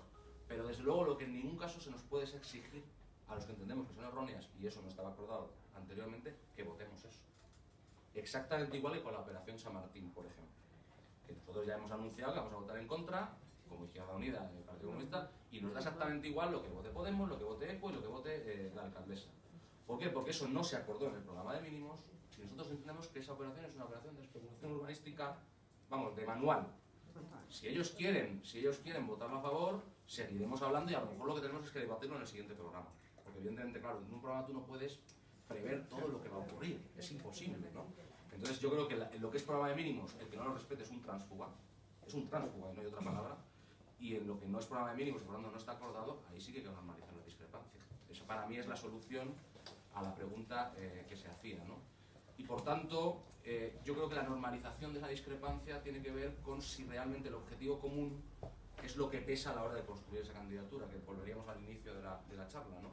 Que es para qué hacemos la Unidad Popular. Yo no la hago para que nos pongamos todos de acuerdo sobre nuestra opinión sobre Venezuela, la hago para transformar la realidad concreta, ¿no? Y entonces llego a los acuerdos de mínimos que puedo, y a partir de ahí ya sí, cada organización, cada sector, cada movimiento social, cada sindicato trata de hegemonizar ese espacio político. Eso es perfectamente legítimo y eso no hay ningún problema. Yo creo que de verdad lo tenemos que normalizar sin ningún problema. Ahora no se nos puede pedir que comulguemos con rueda de molino.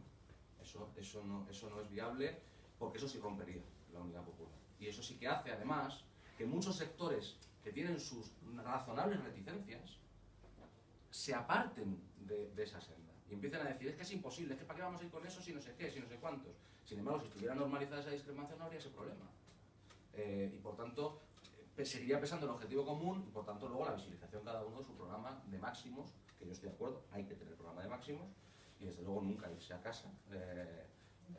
Lo que pasa es que yo sí que creo que todas las organizaciones, es decir, yo sí que creo, como comunista, creo que la disidencia se organiza, y que es fundamental que haya entidades que organizan la disidencia, que organizan a aquellos que quieren romper con el sistema. Y cuando no hay organizaciones que organizan, pues claro, la gente se va donde puede, obviamente, pero desde luego a casa yo creo que no nos lo podemos permitir, irnos a casa, porque si nos vamos a casa, estos no tienen límite, o sea, los chorizos que nos gobiernan y que mandan de verdad, no Rajoy, ¿no? Los que mandan de verdad no tienen límite, pero bueno. Y nada, yo simplemente, como es la última intervención, agradecer a Ana Leganés la oportunidad. Creo que ha sido un debate apasionante y interesante.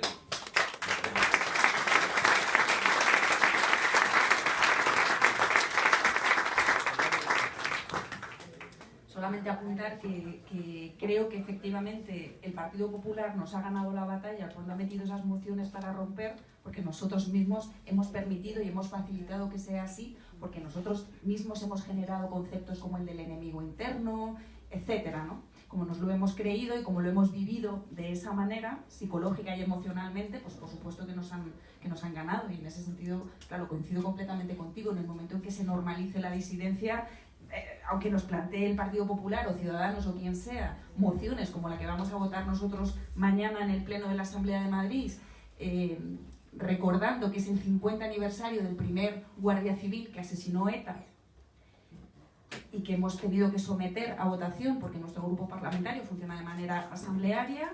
Lo hemos sometido, después de una larga discusión, a votación, ha ganado la mayoría y todos tenemos que votar a favor de la moción porque la mayoría rejonista, en este caso, de nuestro grupo parlamentario, considera que no hay ninguna razón política que podamos argumentar para decir que no votamos a favor de esa declaración institucional absolutamente fascista. Entonces, bueno, pues si estuviese normalizada la discrepancia, no pasaría nada, incluso porque se rompiera el voto, incluso dentro del propio grupo parlamentario, del propio partido, creo yo, cuando hemos tenido diferencias tan fuertes políticas en estas cuestiones, pero en eso nos han ganado porque fundamentalmente en Ahora Madrid yo creo que Manuela ha jugado mucho a eso, ¿no? A lo del enemigo interno y a presionar con que los verdaderos enemigos sois vosotros, los que discrepáis por defender cosas que estaban claramente acordadas en el programa, como decía Álvaro, aunque no se podía prever una operación Chamartín, aunque no se podía prever un PEF, sí había un programa que acordaba que no se iban a hacer, que no se iban a aplicar o que se iban a hacer políticas antiausteritarias y antirecortes y que no se iban a hacer políticas favorecedoras de la especulación inmobiliaria. Por tanto, eso se ha concretado en esos dos ejes, pero estaba acordado en el programa que nuestras políticas eran otras completamente opuestas. Por tanto, pues eso, ¿no? Y con respecto al tema de la conciliación, solamente decir que, bueno, creo que en eso, fundamentalmente, tenemos mucho que decir nosotras las mujeres, que hemos sido las principales expulsadas de la política y de la militancia, y las que nos hemos visto también obligadas a elegir entre una vida u otra, porque ambas son incompatibles, la de ser madre o la de ser... Yo incluso creo que también existe el derecho a la conciliación cuando se es dirección. Yo la reivindico. Yo he estado en la dirección desde el principio en Podemos y lo hemos pasado muy mal, pero creo que también que uno de los factores ha sido la urgencia. Hemos tenido tanta urgencia en los procesos internos de Podemos y ha habido que construirse y atarse los cordones, no me acuerdo cómo era la frase esa de Chenique, tan toda la vez. Que bueno, que hemos vivido una vida asfixiante que después se ha quedado ya un poco como institucionalizada también en Podemos. No hemos sido capaces de cambiar absolutamente nada, a pesar de que veníamos a hacer política de una manera distinta, pues en eso nos parecemos a la política de siempre, que expulsa a mucha gente y sobre todo a las mujeres, y que creo que en eso, en este nuevo tiempo de política, si lo conseguimos hacer, pues tendremos que ser tajantes e inflexibles. O sea, habrá que organizarse de una manera en la que creo que las mujeres feministas debemos tener la primera y última palabra y deberá cumplirse a rajatabla, porque además la política no solo debe ser compatible efectivamente con tener hijos, sino incluso con la propia salud, con ir a nadar y con deciros que son las 9 de la noche y estamos aquí, ¿por qué más podemos añadir? Así que muchas gracias también. Por mi parte ha sido un placer estar en este primer acto por la confluencia y los procesos electorales de 2019. Un placer, Álvaro. Sospecho que nos veremos el sábado nuevamente. Muchas gracias a todos.